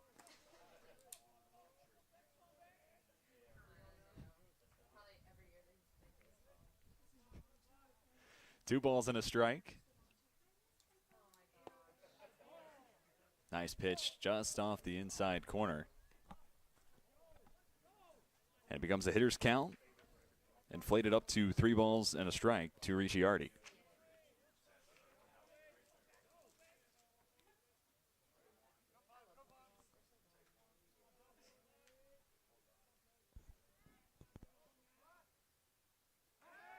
Toss to first, back with plenty of time. It is Pickle. Might see him try to stretch out a little bit more of a lead after getting back so easily. 3-1. Chop towards the Spartans dugout, up the first base line, and foul. Made it up and over the heads of all those in the dugout, so all is well.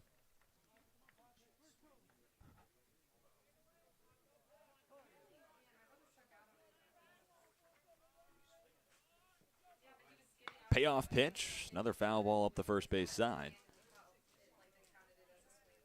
So the battle continues between Potts and Ricciardi. It's now 87 pitches thrown so far for Potts. He's gone through 4 1/3 in each of the prior 2 starts, so it'd be fitting if he's able to retire Ricciardi and then turn the baseball over to someone else. 3-2, freezes Ricciardi. Fastball in the inside corner becomes strikeout number 6, and it becomes consecutive backwards Ks for Potts, speaking of his strikeouts. And now 1 on, 1 down, Brian Jakubek returns to the plate, catcher. 2 for 2, had an RBI his last time up.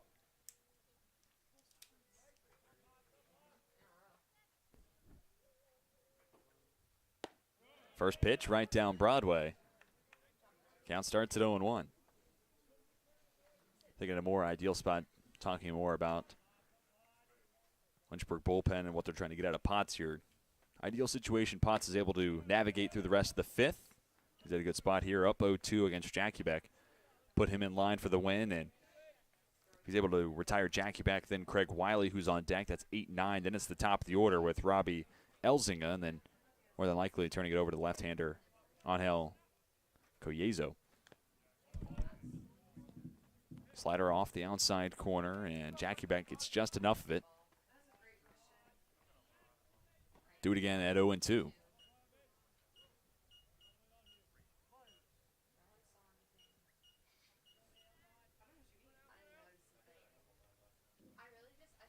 Fiedler sets up on the outside corner. Breaking pitch, waved at and missed. Consecutive strikeouts for Potts. He's up to 7 on the afternoon. And he's picked up 4 over the last inning and 2/3. Craig Wiley 0 for 2. Third baseman has flown out to center. Struck out most recently.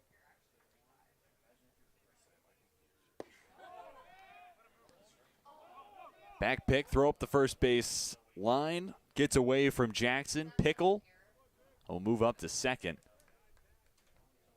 It'll become E2 that moves Pickle into scoring position. 1-0 count to start for Craig Wiley.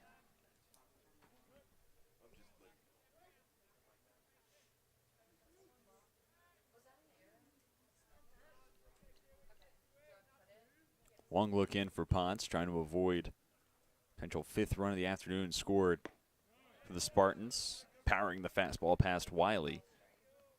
Nice bounce back for Ponce. Count even at 1-1. We've already seen Pickle runs well over at second, so a hit to the outfield should do the job, especially considering there is 2 away. Top half the 5th. Ponce will step off, glance to second, no one covering the bag, but trying to keep Pickle honest.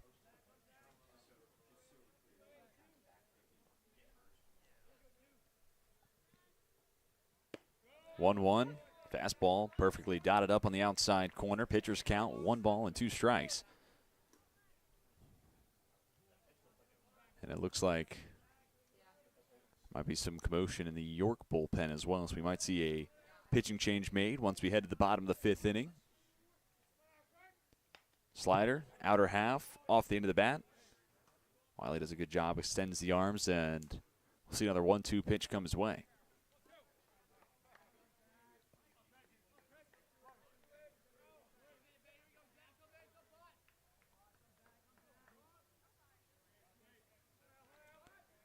Right on right matchup. Potts goes back to the slider, has it dropped down below the knees. And on this occasion, truly across the scoreboard as hitter, wearing number 2, Craig Wiley. The 2-2 count and 2 away.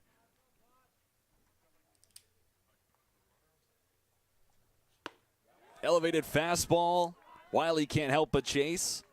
And Zach Potts strikes out the side after giving up the leadoff single to Connor Pickle, who is then stranded at second. We've made it through 4 1/2. Lynchburg in the driver's seat, up 6-4.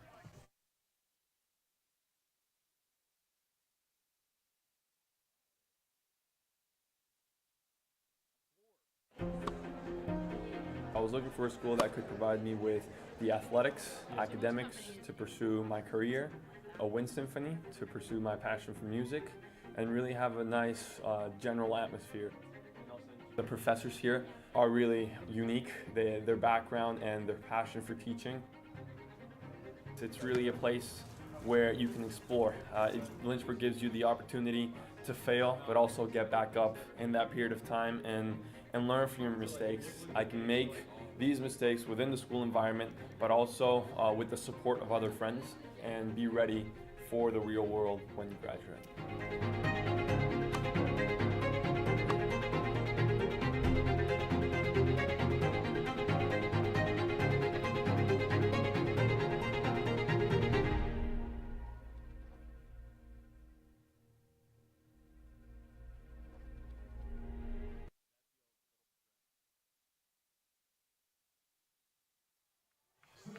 Avery Neves, PJ Alvanos, Riley O'Donovan scheduled to plate, home half the 5th. And Zach Reed stays out on the bump.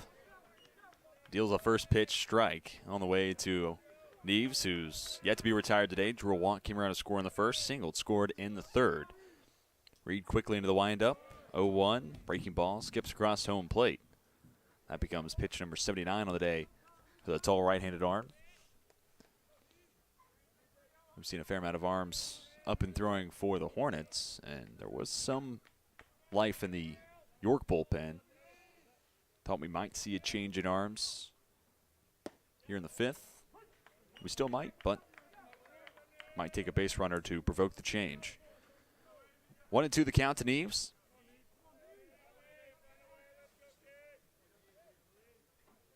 Jackie Beck sets up on the outside corner, sent back up the middle.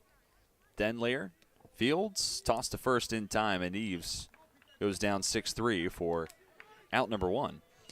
And it's now 5 in a row retired by Zach Reed, and finding a rhythm later in his appearance, part of why he's going to stay out and try to put himself in position for a decision. Now, granted, the score holds.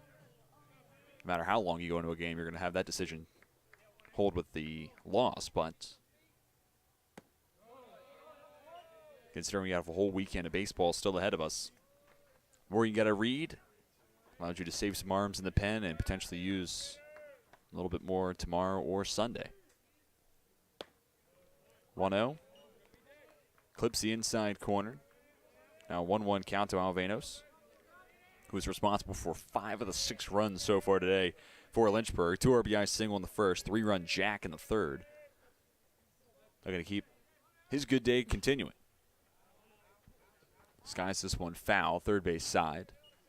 Lands in the Lynchburg bullpen. Pitchers count 1-2.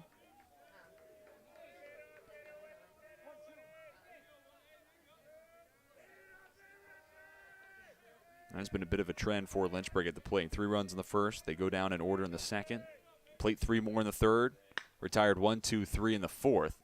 Breaking ball off the end of the bat to Alvena, so it sounds good, but won't be too dangerous as Alzingo settles underneath it for out number 2. Now 6 straight set down by Reed. Looking to make a consecutive 1, 2, 3 innings of action. He'll have to go through Riley O'Donovan to do just that. O'Donovan the DH today. RBI sac fly in the first. Then flew out F7 in the third. First pitch swinging. Pops it up behind home plate. It'll get out of play. So the count will start at 0-1.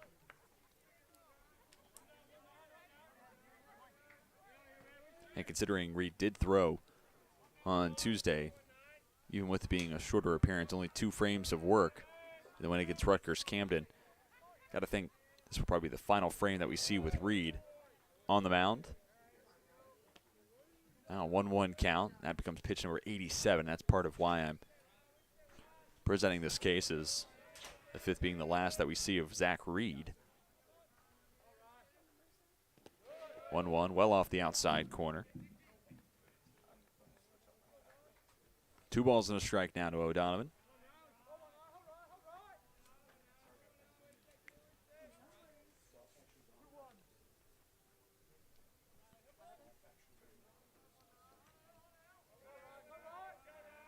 It was 4 hits through first 10 ABs of the season before today's game, with the 0 for 1 status so far today.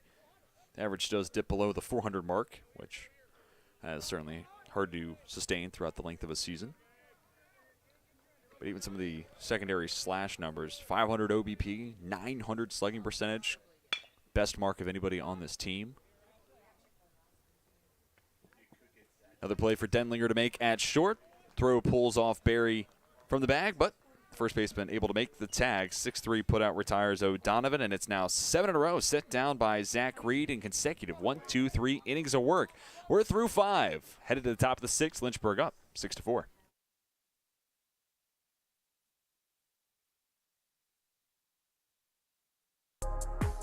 Get small classes, nationally recognized mentoring and advising, and a community that has your back every step of the way at the University of Lynchburg.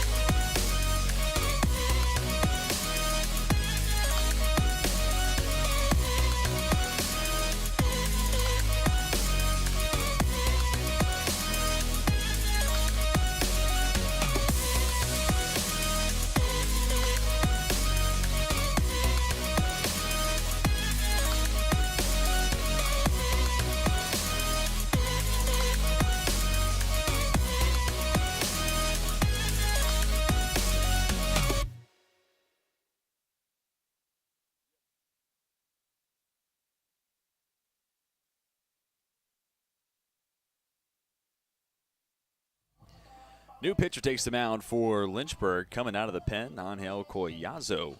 Left-handed pitcher will take on the top of the order for York. Southpaw stands at 5'8", 185. Native to Cary, North Carolina. And for Collazo, this becomes 3rd appearance on the season. 6.75 ERA before today's play. Pitched an inning and a third. Surrendered 1 earned run, 1 strikeout. has no walks issued so far this season. Line is final for Potts. Went through 5. He's in line for the win. Gave up 9 hits, 4 runs, 3 of which are earned, 2 walks to 8 strikeouts for the Lynchburg starter, Zach Potts. Collazo will have the task of taking on Robbie Elzinga. Left-on-left matchup, and then be followed up by Austin Denlinger. We saw him make a couple plays out at short in the bottom half of the 5th. Then another left-handed hitter in the form of Jack Berry coming to the plate, 1 for 3 so far today. All 4 runs across for the Spartans came around to score in the top half of the 3rd. Now to bat number 27, Robbie Elzinga.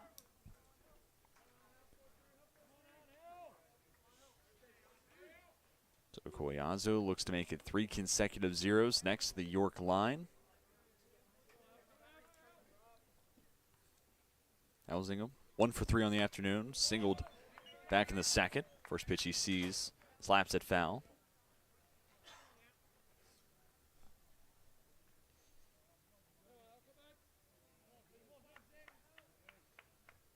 And it's always tough to be the first guy up in these pitching change spots after seeing Potts 3 times round. It's a very different look against Collazo. And Elzinga falls behind 0-2.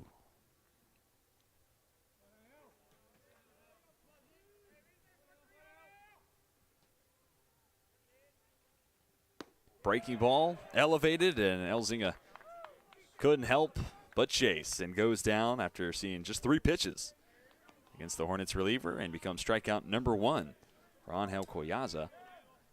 Now to bat number 5, Austin Denlinger.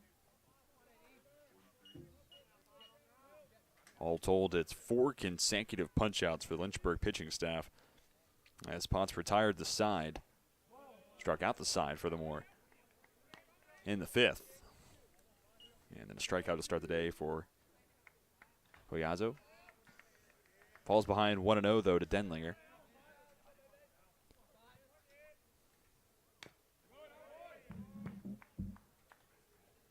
Sent foul behind home plate. Moves to account to an even 1-1. Playing closer to the bag at second is PJ Alvenos. There's the infield. Playing mostly straight away for the Hornets. This pitch well off the outside corner. 2 balls and a strike.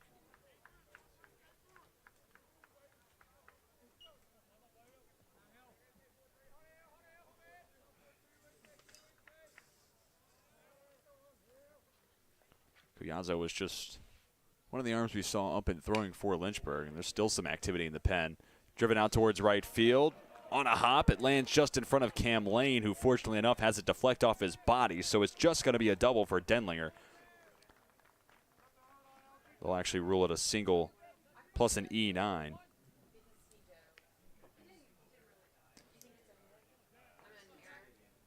to bat number 11, Jack. So Denlinger aboard and in scoring position at second base. Single and an E9, the official ruling on that play for those keeping track at home.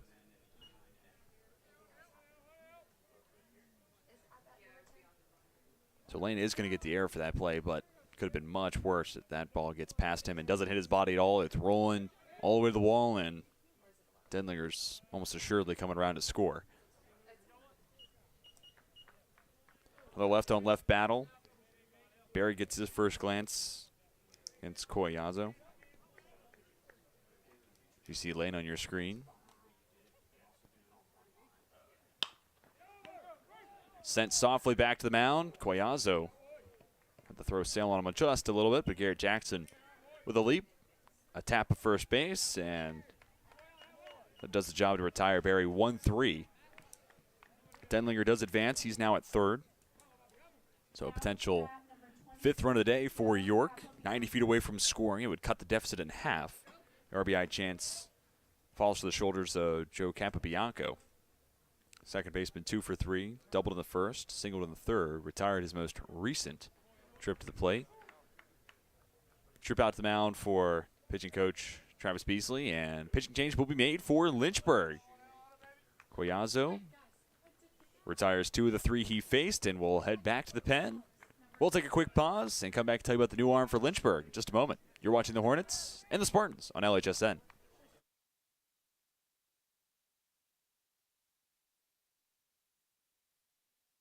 My name is Joshua Carr. I am a senior. I am a theater major as well as a history minor. I live in 5th Street, the historic black neighborhood. The money came in, transfer, scholarship, all that. I appreciate that greatly. I'm smart too.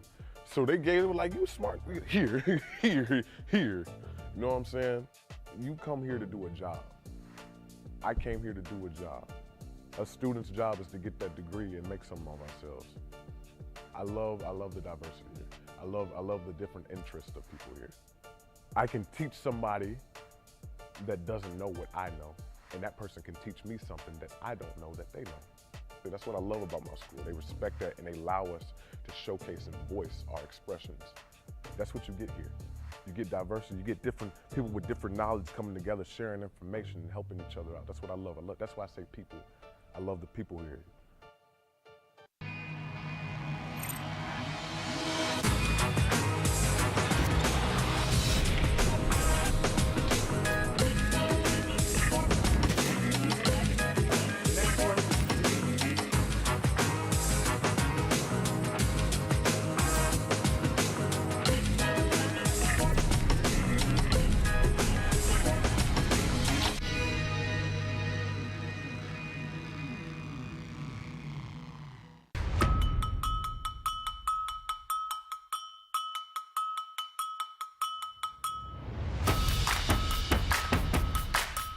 Living the dream. USA, Mexico. That was so exciting.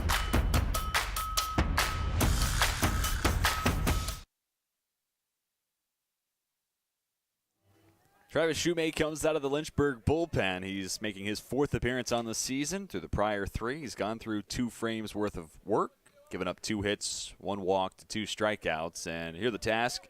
With 2 away, top half the 6th, runner on at 3rd.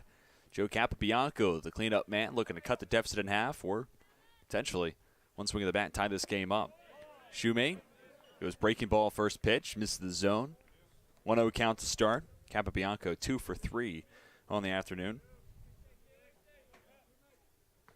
Line for Collazo not final yet. 2/3 worth of work, gave up 1 hit, had a strikeout, no walks. He's responsible for Denlinger on at 3rd.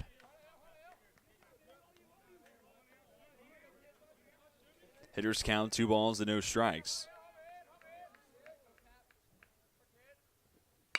Shoemate deals fastball, hit off the end of the bat, but driven hard out to left field, tracking back towards the warning track. Avery Neves there to make the grab for out number 3.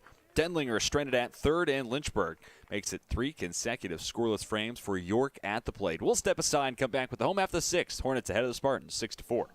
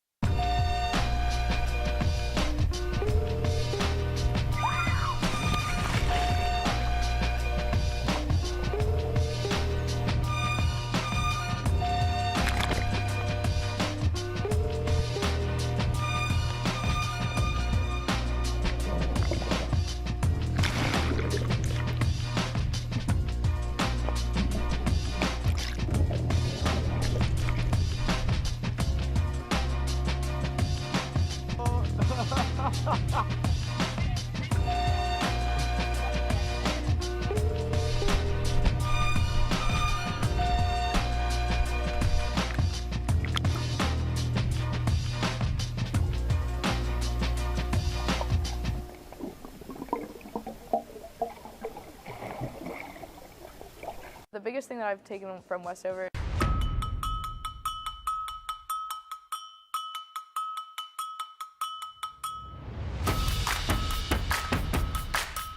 Living the dream. USA, Mexico. That was so exciting.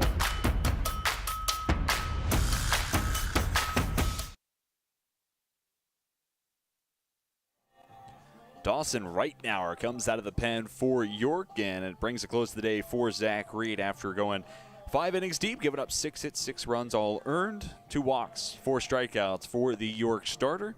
Dawson Reitnauer out of the pen, and this will become his first appearance on the season. 6'3" right-handed arm and a freshman from Saxton, Pennsylvania. So furthermore, this becomes the first collegiate appearance for Dawson Reitnauer. And the job for Reitnauer starts with facing 7, 8, 9 in the Lynchburg order. That's Ryan Long, Holden Fiedler, and Carson Atkins. So an advantageous trio in the Lynchburg order to face. Long swings the first pitch he sees and pops it foul behind home plate. Long of the day for 1, popped out to third in the first, then drew a walk in the third. Series opener here on Friday afternoon. Tomorrow and Sunday, games 2 and 3. First pitch set for 1 o'clock. Tomorrow also sees the home opener for the Lynchburg women's lacrosse team, welcoming Southern Virginia to Schellenberger Field. Hope to have you with us for all the action over the weekend. Reitnauer, this is off the outside corner with the 0-2 slider.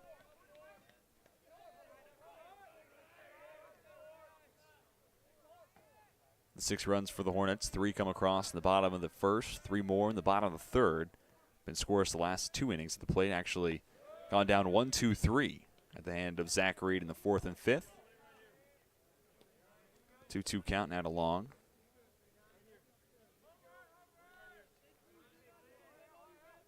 Where you look at how Lynchburg leveraged Angel Collazo as a buffer of sorts between Potts and Shoemate. 2 similar-looking righties. York does the same with their pitching change. Fly ball, center field. Catch is made by Elzinga. Long down for out number 1 and becomes the 8th consecutive hitter retired. The Spartans pitching staff. To continue my point, you had right-handed arm and Potts.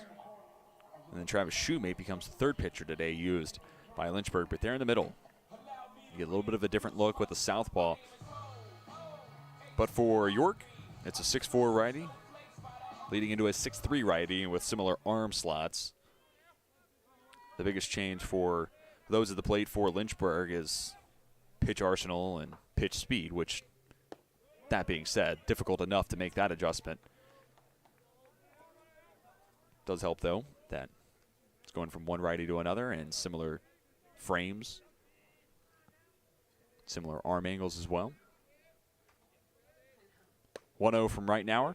Clips the outside corner. Count even at 1. Holden Fiedler at the plate, 1 for 2.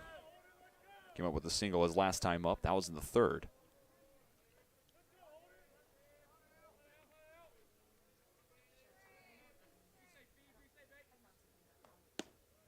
Breaking pitch. Misses the outside portion of the plate. 2 balls and a strike. Fiedler ahead in the count. Looking for base knock number 2. Takes this one down and inside.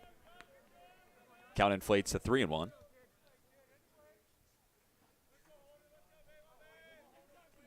Looking at the scoreboard here over Fox Field. 4 runs on 10 hits. No errors so far for York. 6 runs, 6 hits, 2 errors for Lynchburg. 3-1, left off the outside corner. Fiedler reaches with the 5-pitch walk. 1 on, 1 down for Carson Atkins. First base on balls issued by Reitnauer.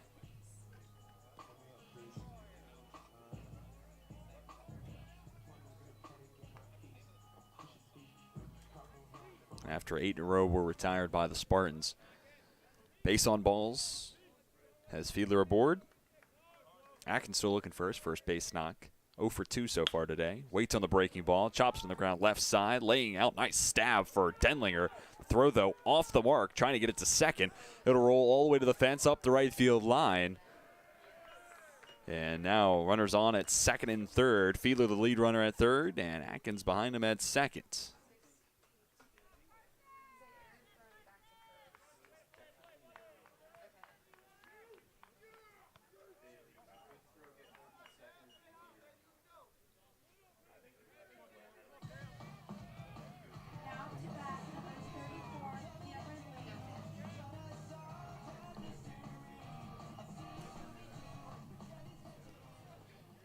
2 on, 1 down, top of the order. With Cam Lane coming to the plate, they're sorting out the official score.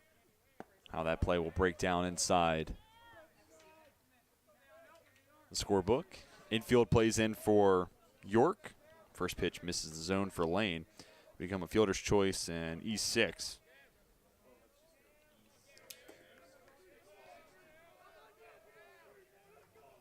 That moves Fiedler up to third and has Atkins aboard at second.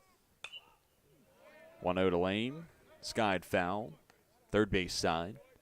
Big RBI spot here for Lane, and we had 10 runs through the first 3 innings of baseball between the two teams and lots of zeros thereafter. This could be a base knock for Lane. You drive home 2, double the lead. That may well put Lynchburg in a great spot to close this game out.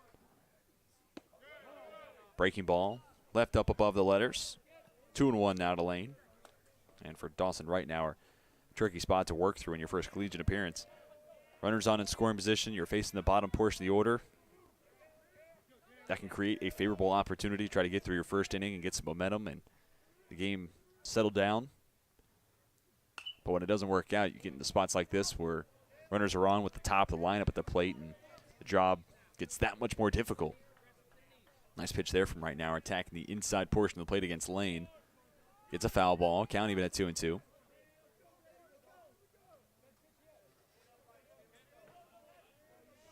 A strikeout here would do wonders for Reitnauer trying to get through the jam.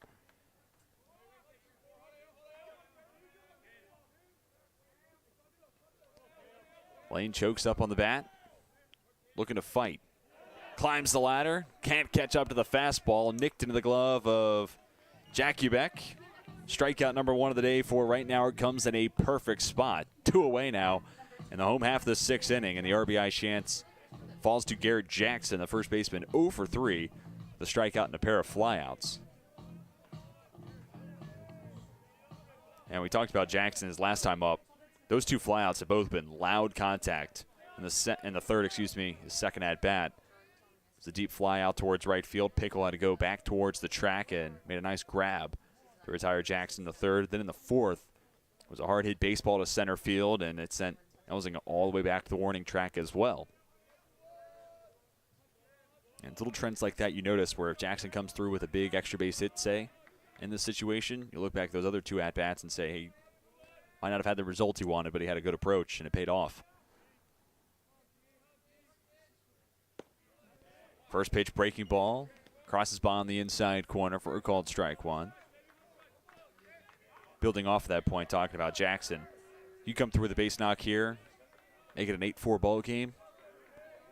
Those 3 prior at-bats go by the wayside pretty quickly.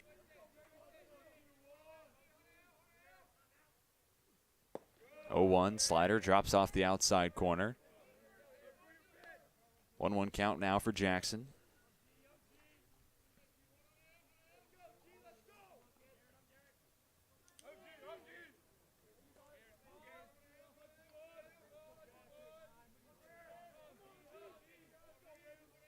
Spartans defense plays straight away. Reitnauer at the belt. Fastball. Outside half. Jackson wakes on it and shoots it up the right field line. This will be extra bases, and it plates both runners on the base paths. Fiedler scores from third. Atkins home from second. Trading places with them is Garrett Jackson. Huge RBI double. Lynchburg now in front, 8-4.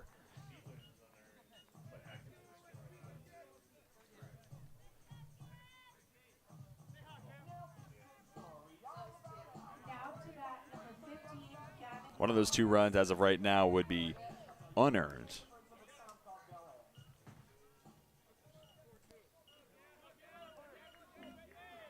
Now we have our first run since all the way back in the third. And it's an RBI chance for Gavin Collins, looking to blow the doors open a little bit wider. Breaking pitch, up and inside.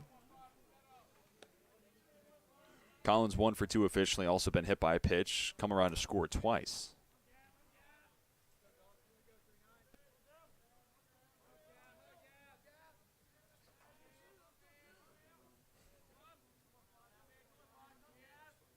Reitnauer set, fastball, sent back up the middle, ranging over from second. Capabianco, Fields tosses to first in time for out number 3, but Two RBI double for Garrett Jackson does the damage and makes it an 8-4 ball game as we will step aside and come back with the top of the 7th.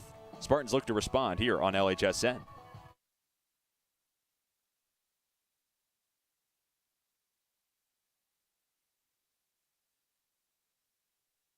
The biggest thing that I've taken from Westover is probably my interactions with faculty. I started working with Dr. Fryer. He's always available for help, and he makes sure that I get to do the experiments and not just be there while he does them.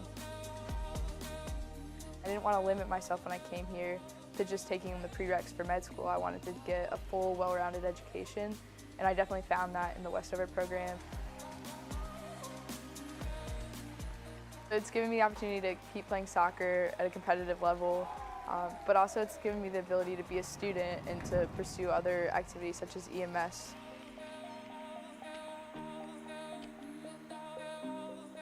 "100% do Westover because it's not something they're going to regret, and it's going to be a lot of work, but so is everything else. It's just going to help build their education that they've already had and make them a better person for it."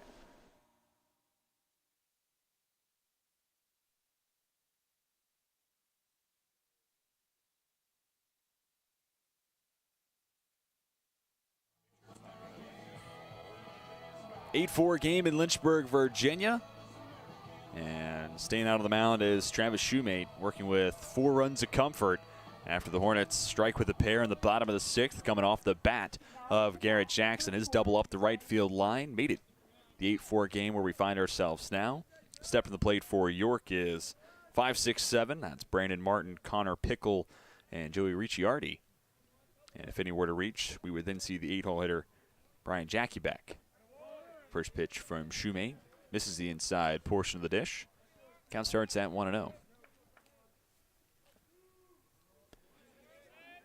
Shoemate before today's play had 3 scoreless appearances, surrendering 2 hits. Foul ball at the third base line makes it a 1-1 count.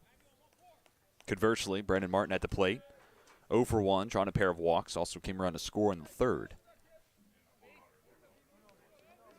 Lynchburg sitting at number 15 in the country, looking for win number 6 in a row and looking to start the series on the right foot against a really solid opponent in York.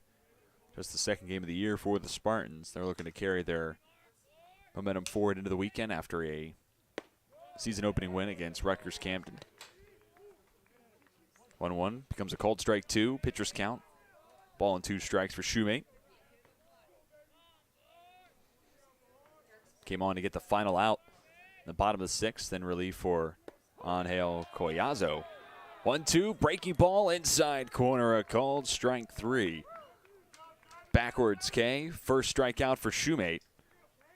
10th of the day for the Lynchburg pitching staff, and this reiterates a point that I made earlier on in this contest, where Lynchburg really has been playing good baseball in both aspects, their pitching and hitting, and of course the fielding has been there as well. To this point in the game, a couple of errors, but overall Lynchburg's been really solid in the field. First pitch swinging, Pickle's going to send this one foul. You look at 10 strikeouts as a pitching staff, 4 runs given up to this point, 3 of which are earned. You'll live with that any day of the week from your starter. Yeah, turn it over to the bullpen, and Collazo does his job, faces 3. Only lets 1 reach, and then Shoemate comes down and closes out the inning. Here's Shoemate covering first base. There just in time to retire Connor Pickle, 3-1. Good to retire the Spartans' right fielder. And it's now 4 in a row set down in the York order. The first 2 are set down on the top of the 7th.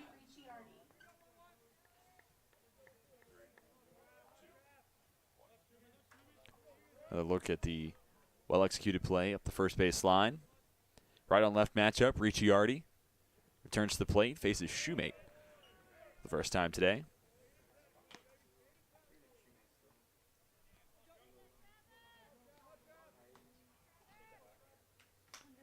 Ricciardi still looking for his first hit of the ball game. 0 for 2. Had a sac bunt, intermittent of a pop out to short, and a backwards K.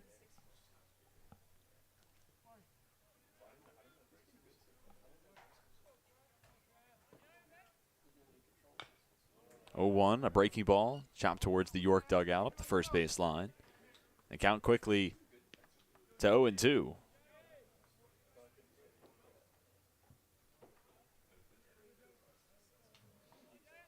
There's an arm up and throwing currently. Make that 2 for Lynchburg. One righty, one lefty. The lefty being Adam Dolfelmeyer. 0-2. Cued DeLong at short.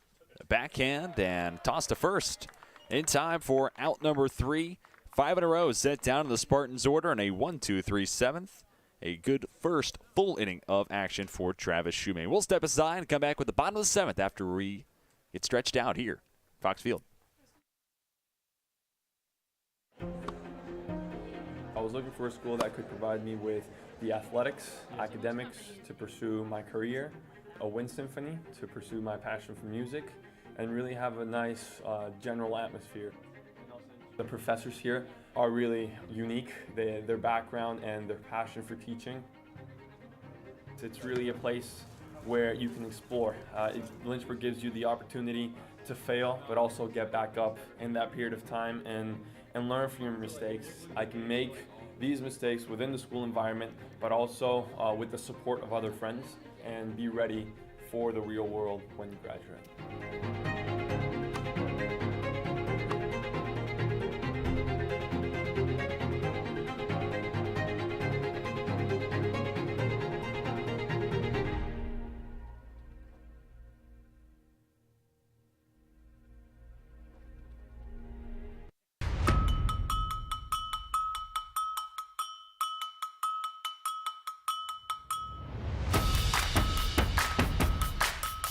Living the dream. USA, Mexico. I was so excited.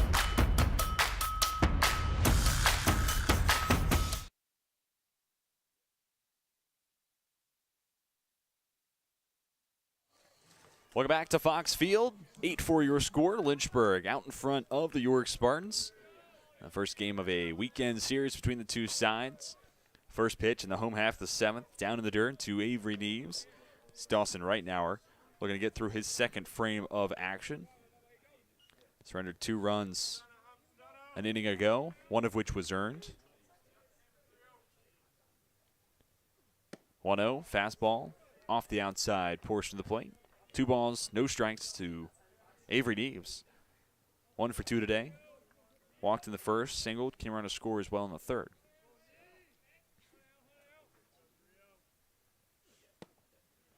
2-0, finds the outside corner this time. 2 balls and a strike.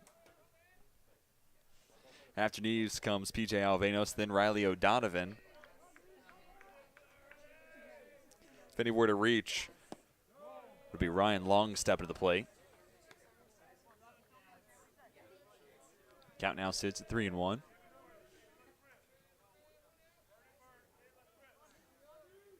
And for right now in that first inning of work, only surrendered 1 hit. It was the RBI double off the bat of Garrett Jackson.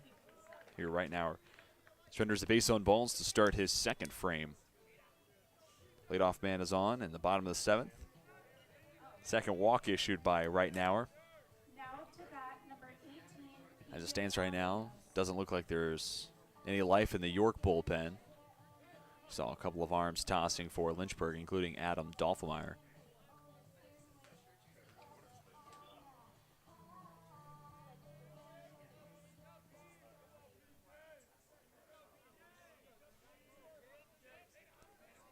So with a runner on, P.J. Alvenos, 2 for 3 today, 5 RBIs for the 5-hole man for the Hornets. Here Alvenos out in front of the count, 1-0. Alvenos retired his last time up, flew out to center field as the middle of a 1-2-3 inning in the final frame, pitched by Zach Reed.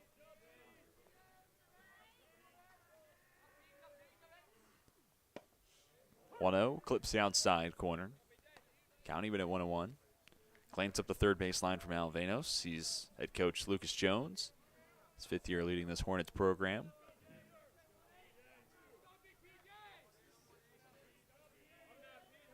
Not a large lead at first for Neves. The 1-1 comes to play. Breaking ball. Not hit overly hard, but makes its way through into right field. Neves will hit the break and hold at second. Alvenos gets his 3rd hit of the ball game. Moves Neves into scoring position at second. First two to come to plate in the 7th for Lynchburg have reached, and now a good RBI chance presented to Lynchburg with Riley O'Donovan returning to the plate. DH 0 for 2 and an RBI sac fly back in the first. Then it's gone fly out and a ground out to short. All 3 times O'Donovan has been retired. He's sent the baseball to the pull side, left half of the field. See if that trend continues.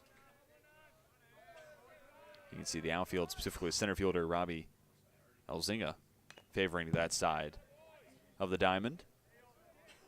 First pitch to O'Donovan results in a foul ball, strike 1.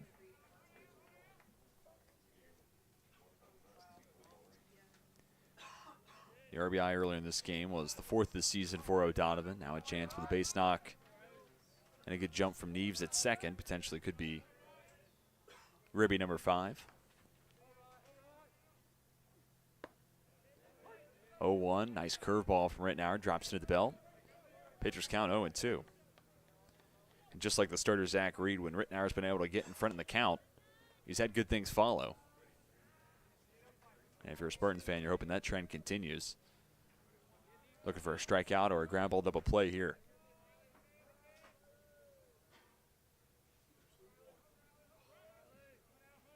Long look in for Rittenauer. The freshman leaves the fastball too far inside and finds the back of O'Donovan. And you don't want to hit batters point blank and simple, but in an 0-2 count, that is the worst possible outcome if you're a pitcher. And to complicate matters even more, the bases are now loaded. We'll have a courtesy runner for O'Donovan. And now occupying first is Ethan Smith. So it's Neves up to third, Alvenos on at second, Smith aboard as the pinch runner for O'Donovan at first. The bases juiced, Ryan Long looking to break this game open.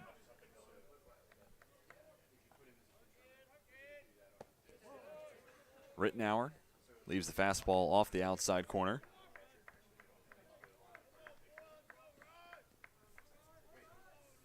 The right-handed reliever already tossed 33 pitches to home plate through an inning plus.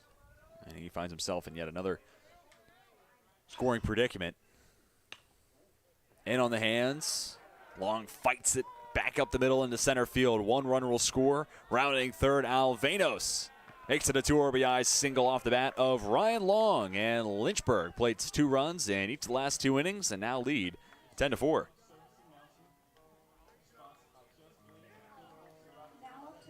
First of the day for Long. Neves, Alvenos touch the plate with Ethan Smith moving up to second on the base knock. Still no outs. First 4 to come to play for Lynchburg have reached via walk, single, hit by pitch, 2 RBI single we just saw from Long. Holden Fiedler, 1 for 2 today, also drawn a walk, came around a score. That was last inning. So part of that 2-run bottom of the 6th. Fiedler shows bunt, pulls back, takes the off-speed pitch off the outside portion of the plate.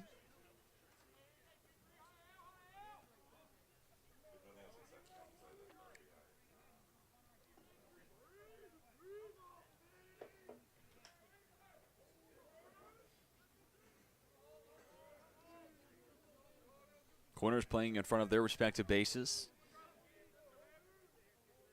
Playing a little further away from second is Capabianco. That's partially because Fiedler's showing bunt. Here he takes it back. Takes a pitch on the outside corner. Count even at 1.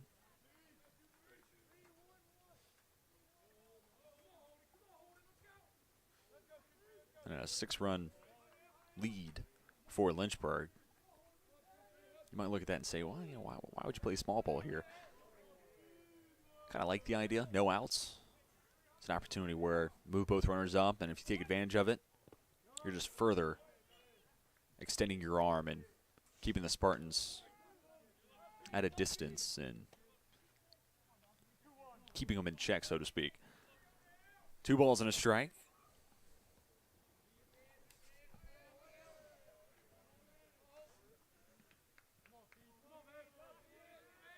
Fiedler looking to reach for the 3rd consecutive plate appearance. Look to second. They'll make the throw. Smith back in plenty of time.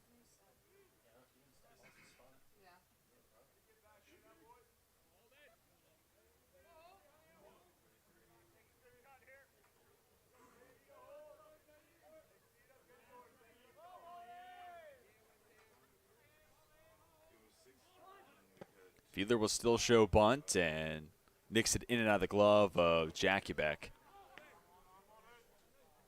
Foul ball becomes strike 2 and takes the bunt play most assuredly out of the equation.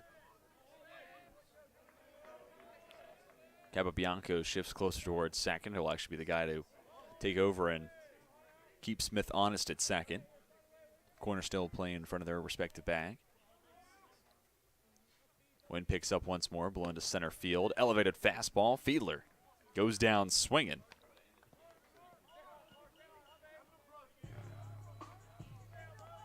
Second strikeout of the day for Reitnauer. Fiedler becomes out number 1. No, after the 7th. 9-hole man Carson Atkins to the plate, 0 for 3. Reached on a fielder's choice last inning. Reached second on the same play. It was a throwing error from Denlinger at short. Then Atkins would ultimately come around to score. Here the center fielder takes a pitch on the outside corner.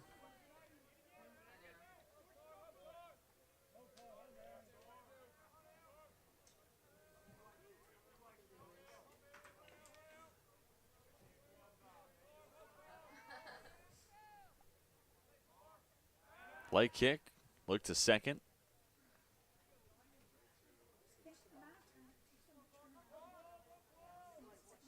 Rittenauer trying to hold both runners honest. Also trying to play with the cadence that Atkins is trying to find at the plate.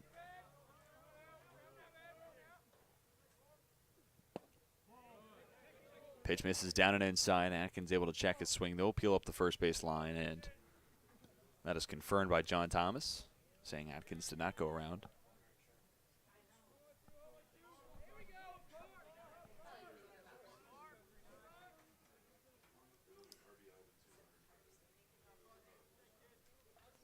Two runs across already here in the bottom of the 7th. 10-4, Lynchburg out in front. Off the bat of Atkins to the screen. Pitcher's count now, ball and 2 strikes. Those 10 runs, 3 scored in the bottom of the 1st and 3 more in the home half of the 3rd. And then it's 2 runs around in the bottom of the 6th. 2 already touched home plate in the bottom of the 7th, and the opportunity is still ajar. Smith a good runner on at second, and Long with good speed at first.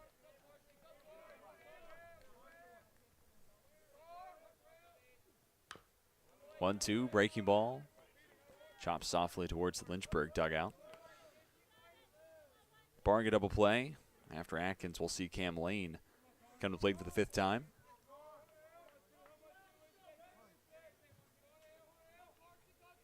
Sun begins to set here in Lynchburg, Virginia, cascading shadows onto the field. 1-2, breaking ball. Too much life on it. Misses off the outside corner.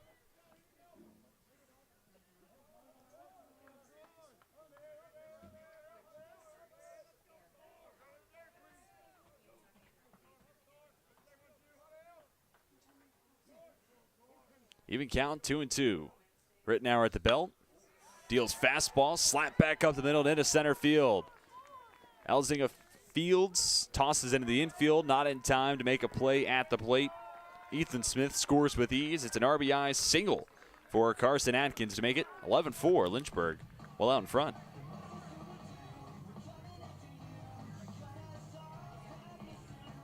Ryan Long opportunistically moves up to third, and it'll be a trip out to the mound for head coach Mike Scappa. And that will mark an end of the day for Dawson Reitnauer as the lineup card will turn over to Cam Lane. We will step aside and come back and tell you about the new arm for York. Lynchburg out in front, 11-4 on LHSN.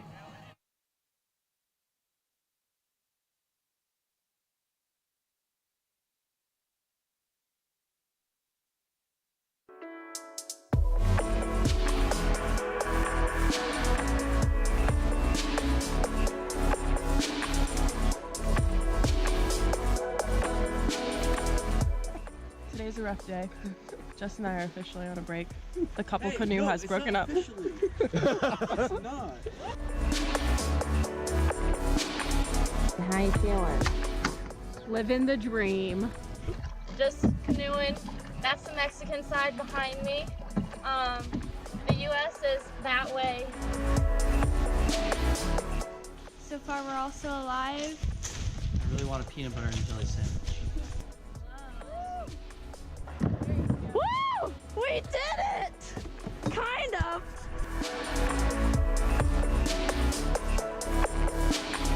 My name is Jen Hyde. I graduated in 2018, and I got my major in philosophy, political science, and I minored in human services. And career-wise, right now I work at a residential treatment center for juveniles with sexually reactive behaviors.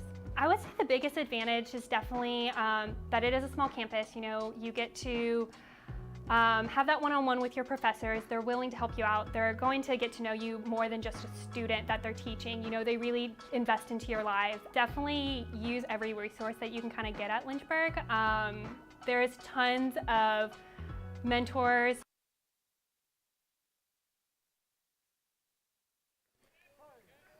Joey DeQuillo comes out of the pen for the Spartans, and that brings a close to the day for Dawson. Right now, after an inning and a third worth of work, giving up 4 hits, 5 runs, which stands at 4 that are earned as of right now. Right now, we're also surrendered 2 walks while picking up 3 strikeouts. But DeQuillo out of the pen, first appearance on the season. Right-hander stands at 6 foot 175 and comes too close to the body of Cam Lane and plunks the right fielder for Lynchburg.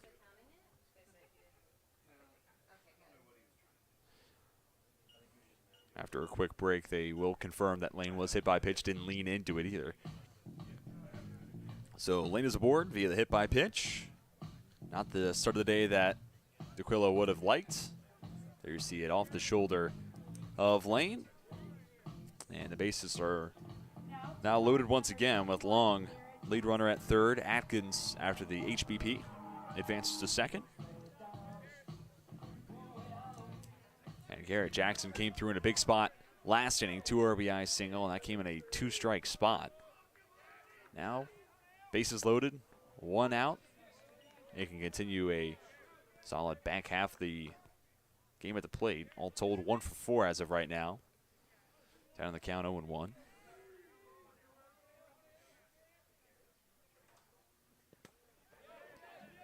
Wild pitch will score Ryan Long. Lynchburg now leads 12-4.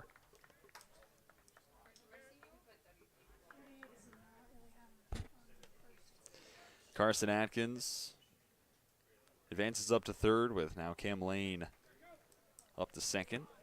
Wild pitch that scores Long. That run will be charged to Rittenauer.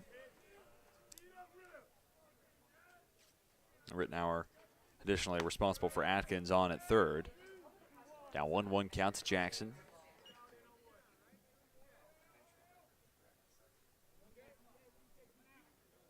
And instead of Cam Lane at second, it's pinch runner.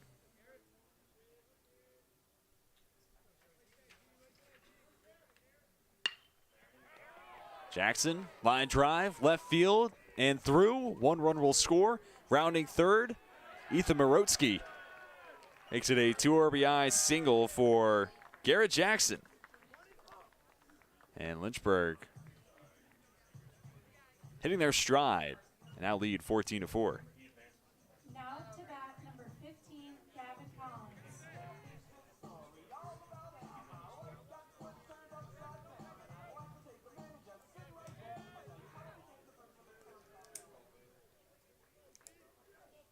So it's Atkins and Moratsky come around to score on the base knock from Garrett Jackson. Back-to-back innings where Jackson's had a 2 RBI base knock. Now Jackson advances up to second on another wild pitch from DeQuillo. So coming out of the pen here in the series opener, a pair of freshmen making their first appearances, and right now are ultimately had a tough go at it, inning in a third, and Stands right now surrendering 7 runs, 4 of which are earned. This one's down. Scoring on the play is Garrett Jackson. Lynchburg now up 15-4.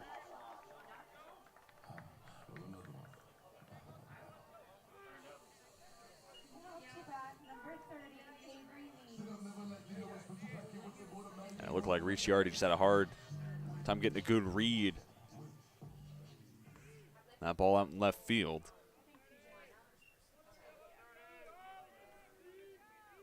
So Collins on at first.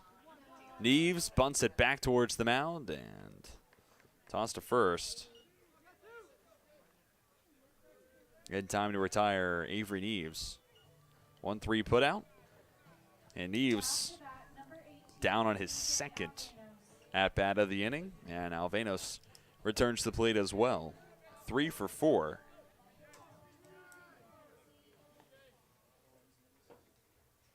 Right on left matchup. Alvenos looking to keep his bat hot.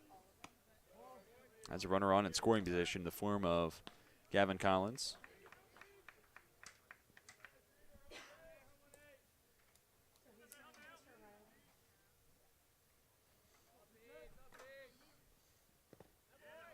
One-0 misses down in the dirt. Hitters count, 2 balls, no strikes.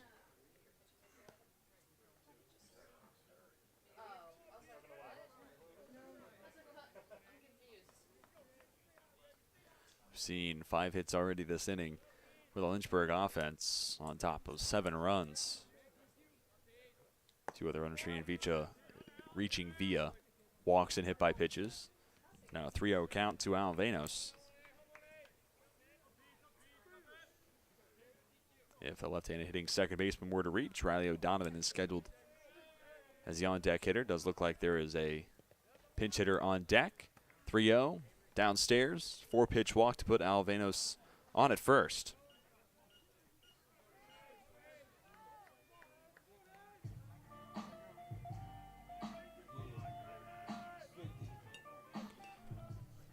So DeQuillo will see left-handed hitting Avery Combs step to the plate, senior from Lynchburg, Virginia, product of EC Glass High School.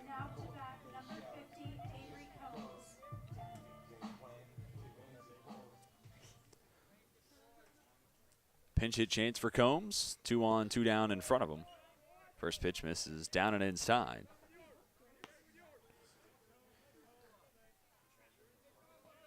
Transfer from Hartford. Combs 0 for 2 on the season.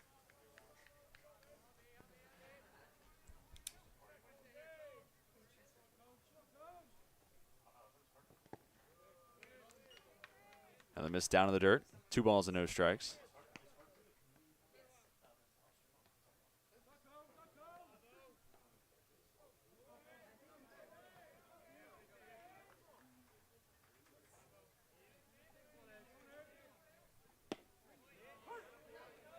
Pitch crosses by on the inside corner. 2-1 now to Combs.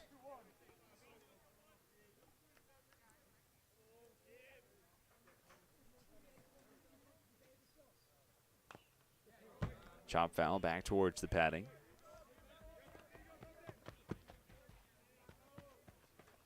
So Combs played his freshman season at Hofstra University and then with Lynchburg played in 37 games as a sophomore back in 2019. 10 games back in 2020, held a .414 average. And then in 2021, .285 average through 144 at-bats. Really nice bat for Lynchburg to be able to pull off the bench and in this spot, 11-run lead, more so trying to keep Combs in the swing of it. No pun intended. Breaking pitch, down and outside, blocked up by Jackie Beck. Runners forced to hold, but it's 3-2, and 2 down. Both runners will be in motion. It's Collins, lead man at second. Alvenos behind him at first. Oh, while Avery Combs is at the plate. Riley O'Donovan's day now officially done. Went 0 for 2 with the sac fly as well as being hit by a pitch along the left field line, but foul. Combs will be forced to come back to the box.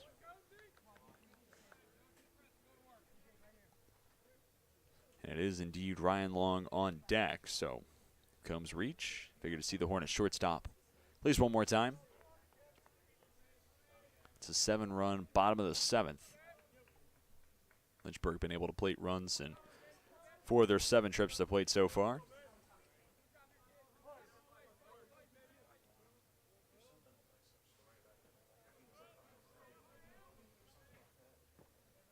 And as strange as it gets in the world of baseball, the 3 innings where Lynchburg did not score a run, they went down 1-2-3 in each of those 3 innings. So it's been all or nothing for the Hornets. Payoff pitch off the outside corner. Combs reached via the walk.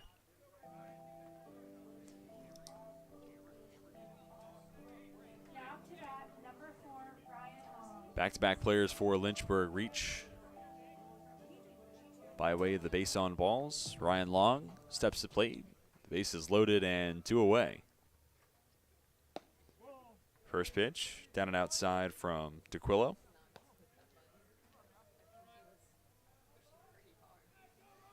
There's a right-handed arm up and throwing now for the Spartans. DeQuillo looking to get through his first relief appearance in his collegiate career. Comes on to finish the 7th in relief for Dawson Rittenauer. And ultimately becomes third arm today used by York. Count now at 2 balls and a strike. And it's always tough if you're a head coach in this type of situation, especially in the first game of a series. How do you try to manage the bullpen the rest of the way? Is that way you have some of your top flight arms ready to go for the rest of the weekend? 2-1 crosses by at the chest. 2's across the board with the 2-2 count and 2 down.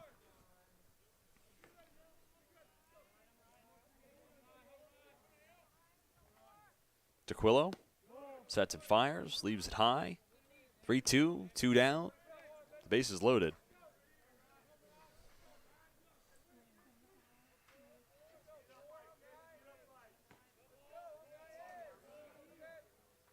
Payoff pitch. Cut on and missed. Long. Unable to come through in the bases loaded spot, but enough damage has been done. Lynchburg played 7 in the bottom of 7th, stretched their lead up to 11. It's a 15-4 ball game as we head to the 8th.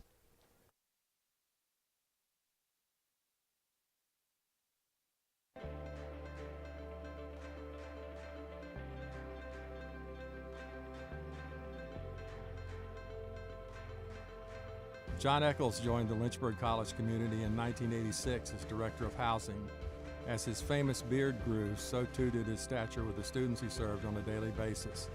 He seemed to be everywhere and rapidly became an integral part of campus life.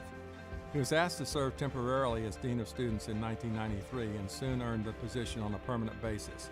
In 2007, he became Vice President for Student Development, a position he held until his retirement in 2016. Simply put, John Eccles set the standard for student affairs professionals. He led the growth of Hornet Pride throughout the last 2 decades of his service through his direct and constant interaction with students, through his colorful sense of humor, through his visibility on campus, through the Red Chairs, the Red Chair blogs, and all the colorful emails to students. He created the annual Leadership Awards ceremony. In addition, John contributed his sense of humor, his calm demeanor, and his common sense approach to the leadership of the college at the highest levels of administration. He even donned a hard hat and work boots to supervise the construction of the Drysdale Student Center. His summer talks to new students, although wrapped in humor, were serious as he spoke his mantra, "Involvement is not an option, it is an expectation." He lived that ideal through his own involvement in student life.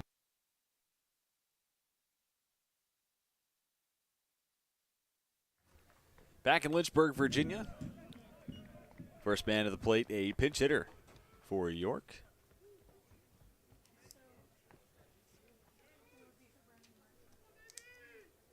As the scheduled hitter was Brian Jackie Beck. Instead it becomes number 13, Media Bucci.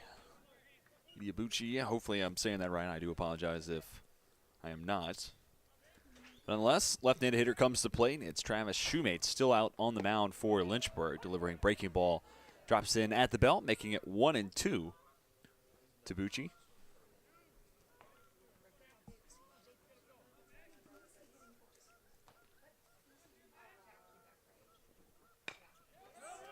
1-2, breaking ball to the pinch hitter. Rolled over to Garrett Jackson at first, who will take it to the bag himself to retire Pucci for out number 1.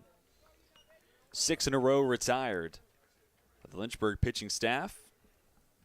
Now to bat, number 2, Craig Wiley. Craig Wiley steps the plate now, hitting from the right side.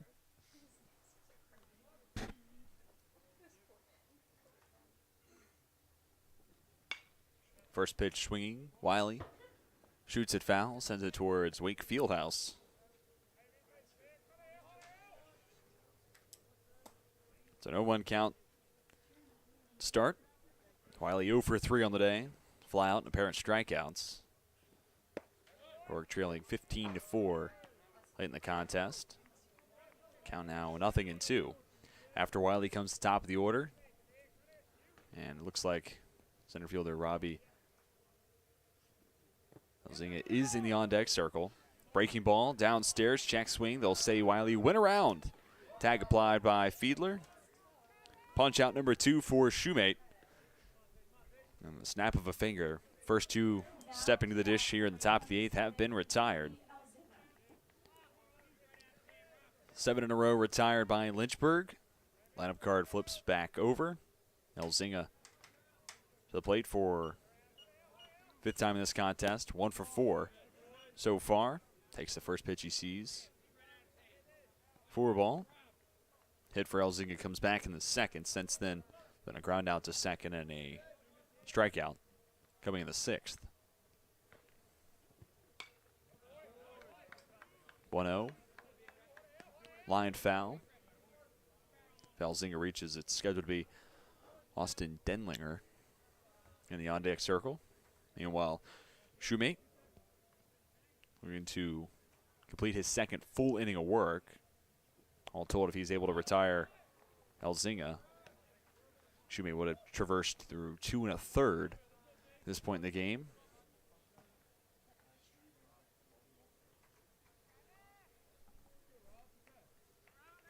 Right on left matchup, the 1-2. Misses off the outside corner to even the count, 2-all. Shoemate's retired every hitter he's faced, looking to keep that trend alive. Pitch away from getting us through 7.5. Sent towards left field, right to Neves. A step in, and the catch is made for out number 3. 7 have faced Shoemate, 7 have been retired by the righty. We're through 7.5. Lynchburg up 15-4.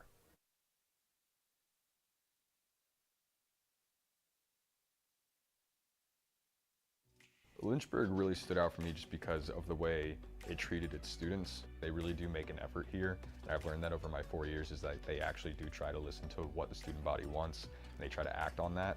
They don't really just give you a piece of paper here to then go off and do your own thing. They actually prepare you to work with different populations, which is what the world is all about. It's just working with people that are different than you. They genuinely care that everyone has the ability to go off into the world and make a difference with whatever they like. For me, that's just being basically in a room with someone helping them achieve their first goal of, I don't know, doing a pull-up. I actually do believe they want you to do the best you can to change someone's life for the better. You can be anyone here, which I think is really cool. But regardless of who you are here, they will make sure you don't fall through the cracks, which is awesome. I have realized that I've never felt lost here. I will not regret ever coming here, that's for sure. So I'm very glad that I came here. Yeah, it's actually pretty awesome.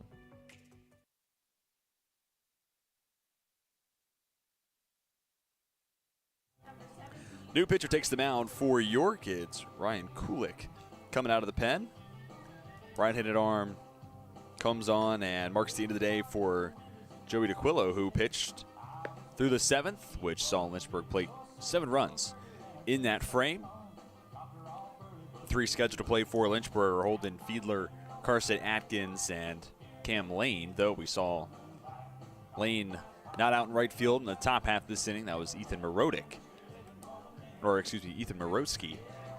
Getting baseball player names mixed up. It was Morotsky in right field. And we'll see who comes to plate in Cam Lane's spot. But Ryan Kulik takes the mound. Another right-handed arm.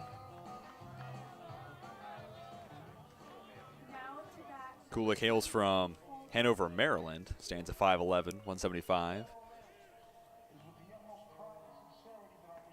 And today becomes his first appearance in his junior campaign. First pitch, Fiedler watches it miss downstairs.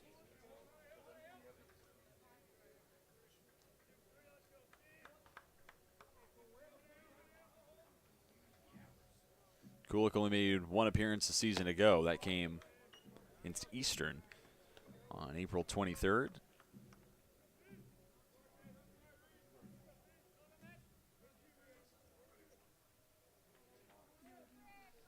Today, Kulik becomes arm number 4 to be used, including the starter, Zach Reed, going through 5 innings, giving up 6 earned runs.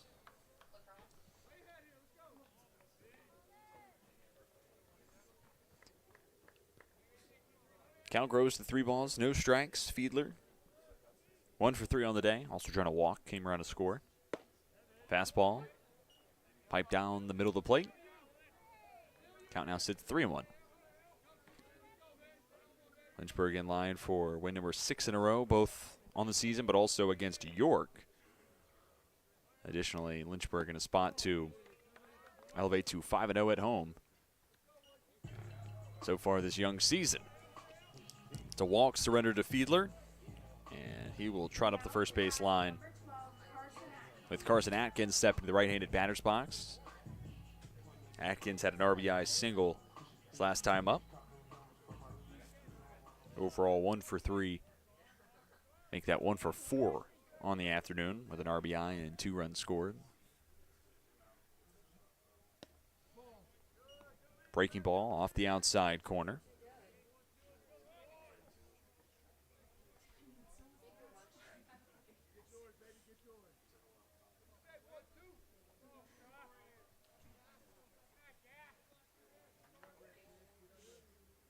Kulik sets the chest, delivers on the outside portion of the plate, Count now 1-1. It's been a beautiful day so far. Lynchburg, Virginia, expecting more of the same throughout the rest of the weekend. Actually be a little bit warmer tomorrow, so that's certainly exciting. I encourage all those who are watching this, try to make a trip out to Fox Field tomorrow. We'll treat you right. First pitch set for 1 o'clock.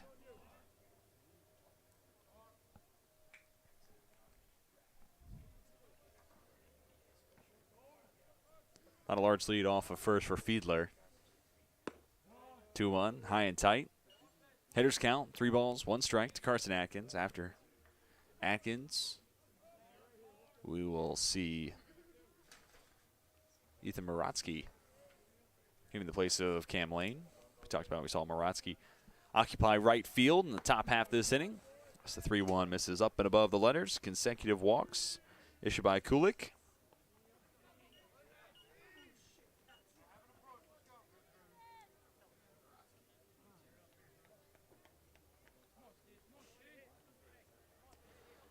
So Moratsky will get his first official plate appearance. Quick trip towards the mound for Brian Jackiebeck. Trying to settle down his reliever, Brian Kulik. Talked about only made 1 appearance a season ago, so it's been a crop of relatively green arms for the Spartans today. Dawson Reitnauer and Joey DeQuillo each making their first collegiate appearance. Fly ball up the right field line and lands just in front of the Spartans bullpen. It's a 0-1 count to start to Moratsky.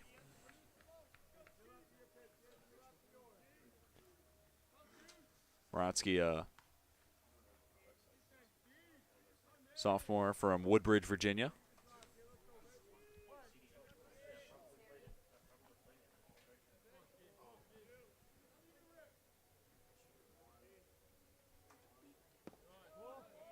Pitch down in the dirt. Count moves to 1-1. And a little bit more about Ethan Moratsky. 11-run baseball game. We can talk about some of the players on a more individual basis. Moratsky actually worked some of these LHSN broadcasts, like you're working or watching right now. Moratsky did a rolling that during the fall. Routine camera operator for soccer and field hockey. So think back to how much you enjoyed LHSN in the fall, and part of the credit there goes to Ethan Maratsky. Now we see him standing in the right-handed batter's box. Joys of working with student athletes. Good to see it on both sides of that. Maratsky turns on the fastball, drive out towards left field, and foul. Everyone at Fox Field collectively holds their breath as the the sophomore nearly made quite the exclamation point towards the end of this contest.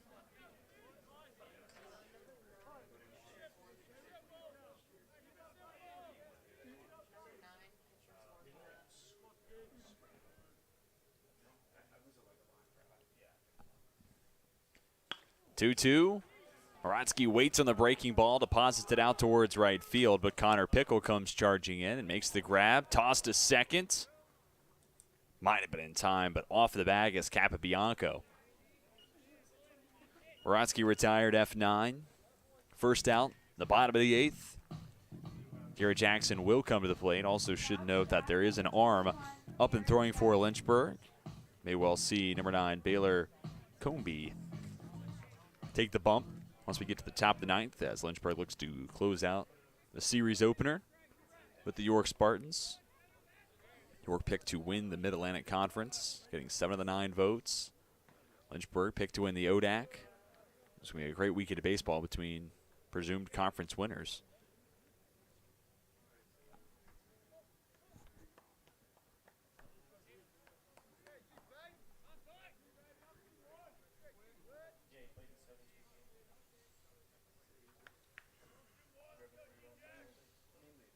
Kulik comes set, misses inside to Jackson. Hitters count, 2 balls, no strikes. Spartans defensively playing straight away against the Lynchburg first baseman, who started the day 0 for 3, but turned it around very quickly. Consecutive 2 RBI base stocks, a double in the 6th, single in the 7th. Jackson then came around to score. Part of that monster of a bottom of the 7th. 7 runs across in that frame.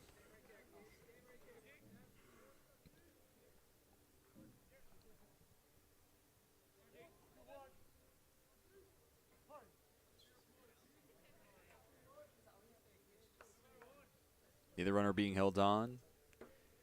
Neither takes a sizable lead, however. 2-0, down and inside. 3 balls and a strike.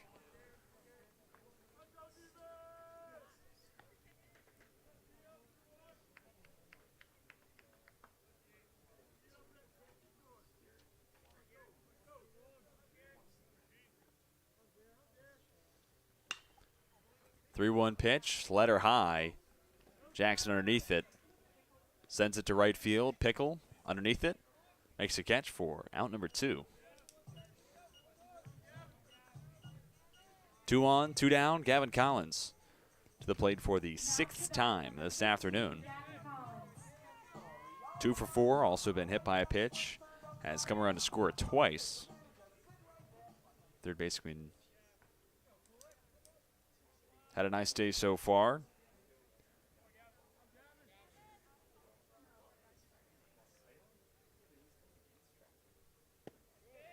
First pitch on the way to Collins. Clips the outside corner. Collins came today holding a 161 average.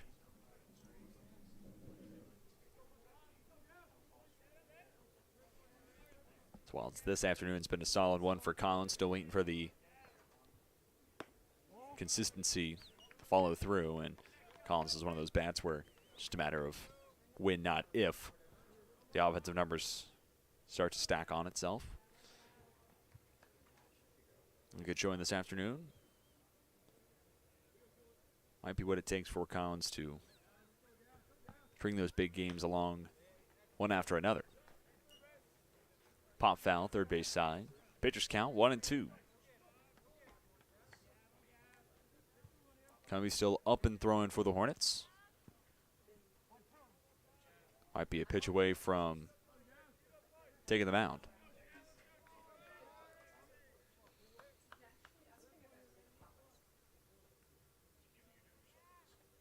The 1-2. Line back to center. Elzinga right there to make the grab for out number 3. So the first 2 reach via walks. The next 3 retired with flyouts to right and then 1 to center.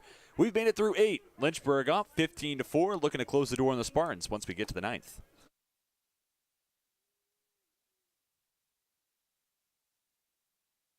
My name is Brittany Coleman. I graduated in 2014 and I have a major in chemistry and a minor in secondary education, and I'm currently teaching chemistry and 7th grade science at a local combined school. Being able to have access to your professors pretty much anytime they're in their office is really helpful, especially in difficult science subjects. I love that I am able to teach a difficult subject to students who typically aren't going to perceive it as enjoyable. I'm able to present it in an interesting way because I was presented this information in an interesting way. It's nice for me to be able to mirror what it was that influenced me to be able to teach.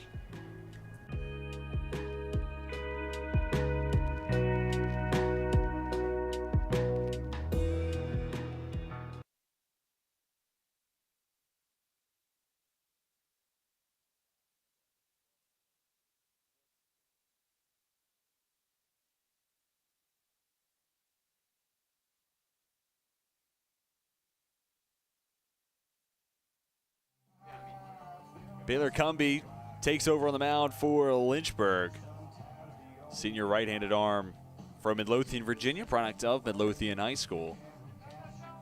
On to try to get the final 3 outs of the day for the Hornets. He'll go toe-to-toe with Austin Denlinger, Jack Berry, and Joe Capabianco. That's 2, 3, 4 in the Spartans' order. 4 runs on 10 hits and an error to this point in the game for York, and 15 runs across the board for Lynchburg on 12 hits and 2 errors in the field for the Hornets. And Cumbie, so far on the season, only made 1 appearance. He's only able to get 1 out. And the ERA sits at 81 as, after working through a third of an inning, he surrendered 3 earned runs. Gave up 2 hits to the 3 he faced in that stint. Today looking for a bounce back outing. Like I said, we'll face the heart of this York order, 2, 3, and 4. Denlinger stepping to the plate, 2 for 3, also been hit by a pitch.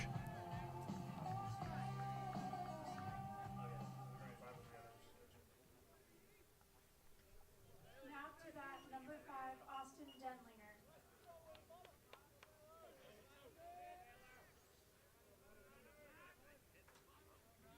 So it's a right-on-right battle to start the 9th. Lynchburg looks to make it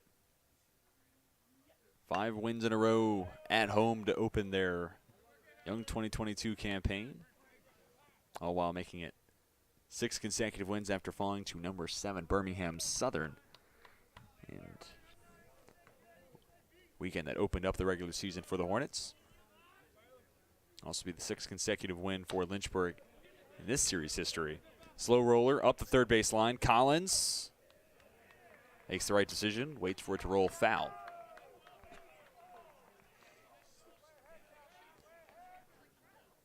Denlinger forced to head back to first, or excuse me, head back to the plate.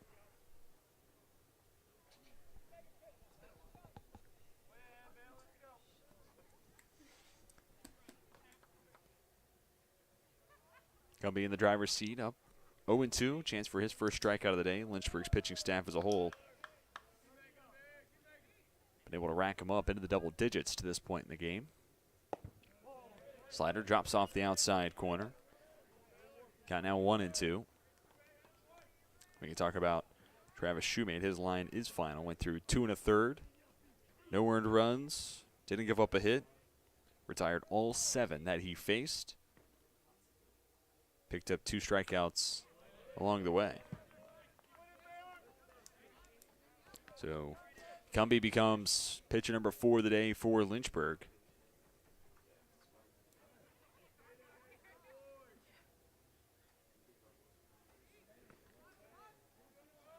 Senior takes a long look in, getting the signs from Holden Fiedler.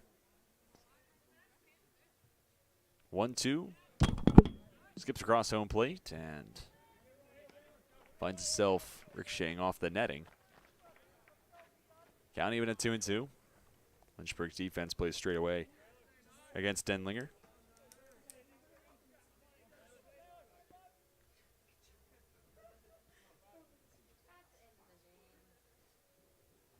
Two slider. Sky foul, right field side.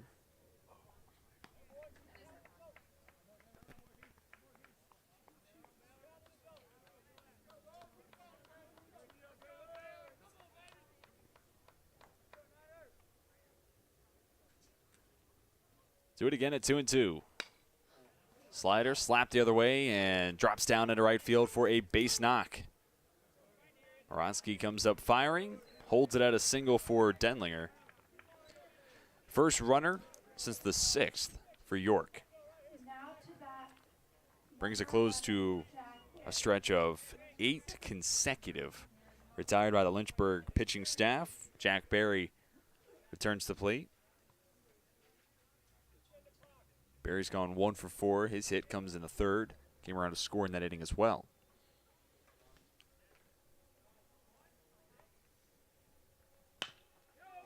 Fastball rolled over, but past the diving glove of Garrett Jackson and also into right field. Rounding second, moving all the way up to 3rd is Denlinger, and the preseason All-Americans per D3Baseball.com come through with a pair of hits to start the 9th.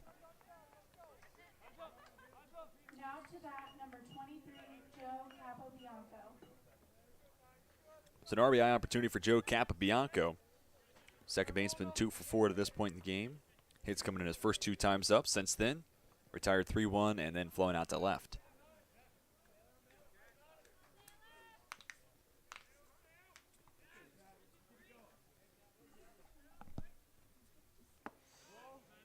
First pitch, Capabianco watches it miss outside.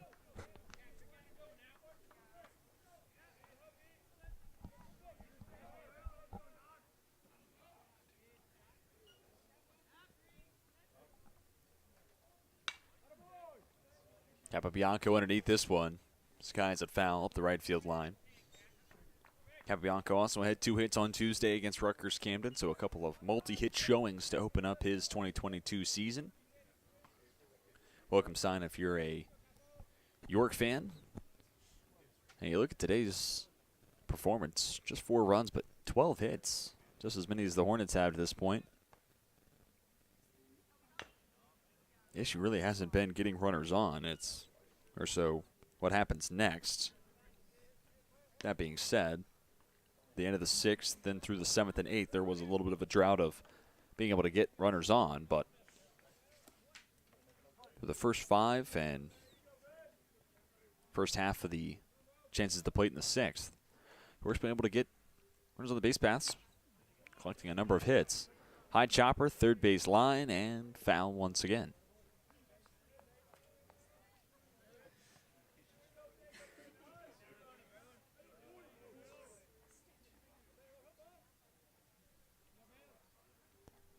Slow walk to the plate for Capabianco.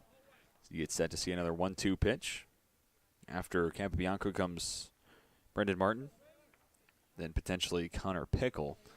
And again, those are the scheduled bats in the order. It does look like Martin is the player on deck.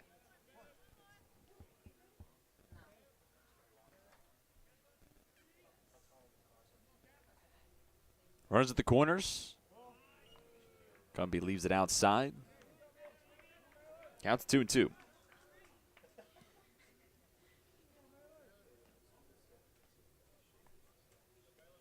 Middle infield, a double play depth. Collins behind the bag at 3rd with Jackson holding the runner on at 1st. 2-2 up and inside. And after getting ahead in the count, Cumby having a hard time putting Capabianco away.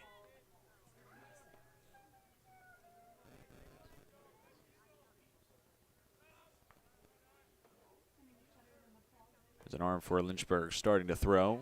If you're a Hornets fan, you're hoping not to have to see Nathaniel Mack come into today's game. 3-2, slider, nicked into the glove of Fiedler, who's able to hold on. Capabianco down on strikes. Punch out number 1 and out number 1 to the 9th. So now it's an RBI spot for Brendan Martin.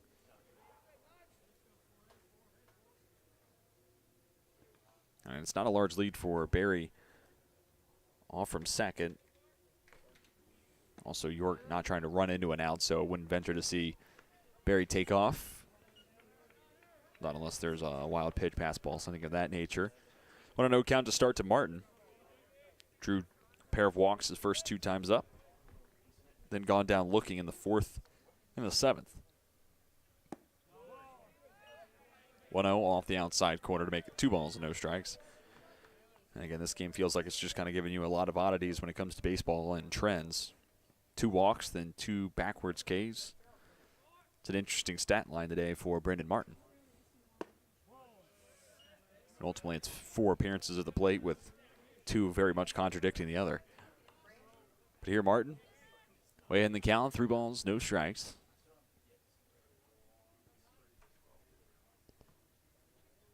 Does appear Pickle is in the on-deck circle. 3-0 up and inside, 4 pitches. Brandon Martin watches them all. And will trot up the first base line to load the bases. Barry advances to second. Now to bat, number 44, Connor Pickle. Bases loaded, 1 down. Connor Pickle, 2 for 4 today. Hits coming in the 3rd and the 5th. The single in the 3rd drove home 2.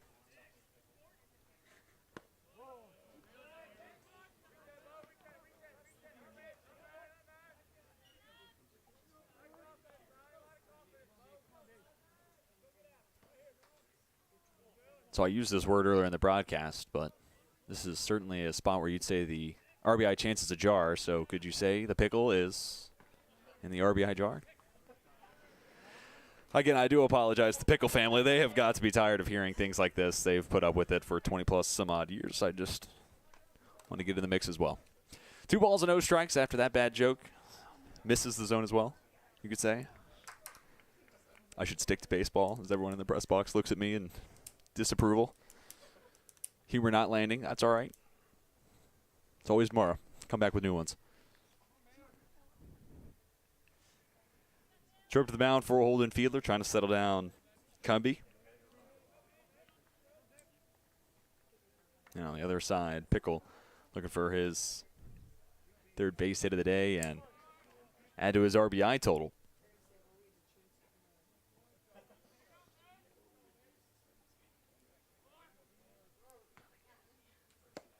(2-0) on the outside corner, called strike 1.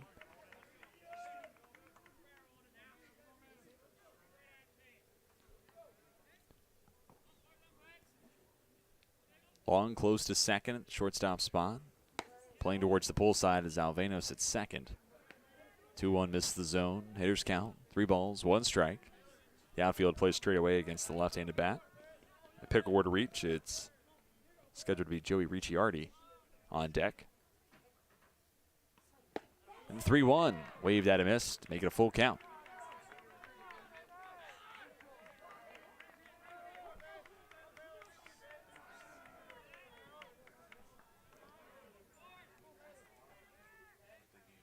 Payoff pitch. Off the outside corner, but Pickle chases and goes down swinging.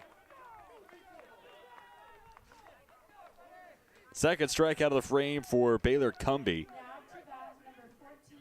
Now looking to close it down and bring this game to a final score. And if Cumby is able to get through the inning unscathed, it'd be zeros across the York line and every frame but the 3rd. The Spartans played at 4. Slow roller Alvenos at second. Tossed to the bag. Covering is long. 4-6 fielder's choice. Good for out number 3. 2 runners left on for the Spartans, and something they struggle with today, and they'll look to bounce back and improve upon throughout the rest of the weekend. Take advantage of chances with runners on. But, Reeve, we have reached the final verdict. 15-4. Lynchburg improves to 8-1 of the season. Meanwhile, York on the other side falls to 1-1. But the weekend just getting started between these two sides. Both picked to win their respective conference. Going to be a good weekend slate of action. Some final thoughts before we get you out of here. York, 12 hits, just comes down to take advantage of those opportunities and trying to spread the run production across more than just one inning. 4 all coming across in the top of the third.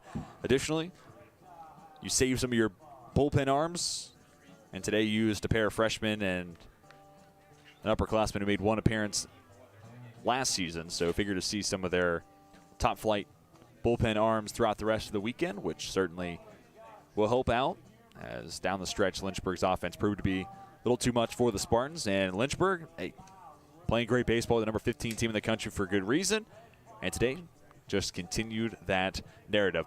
That's going to do it for us at Fox Field.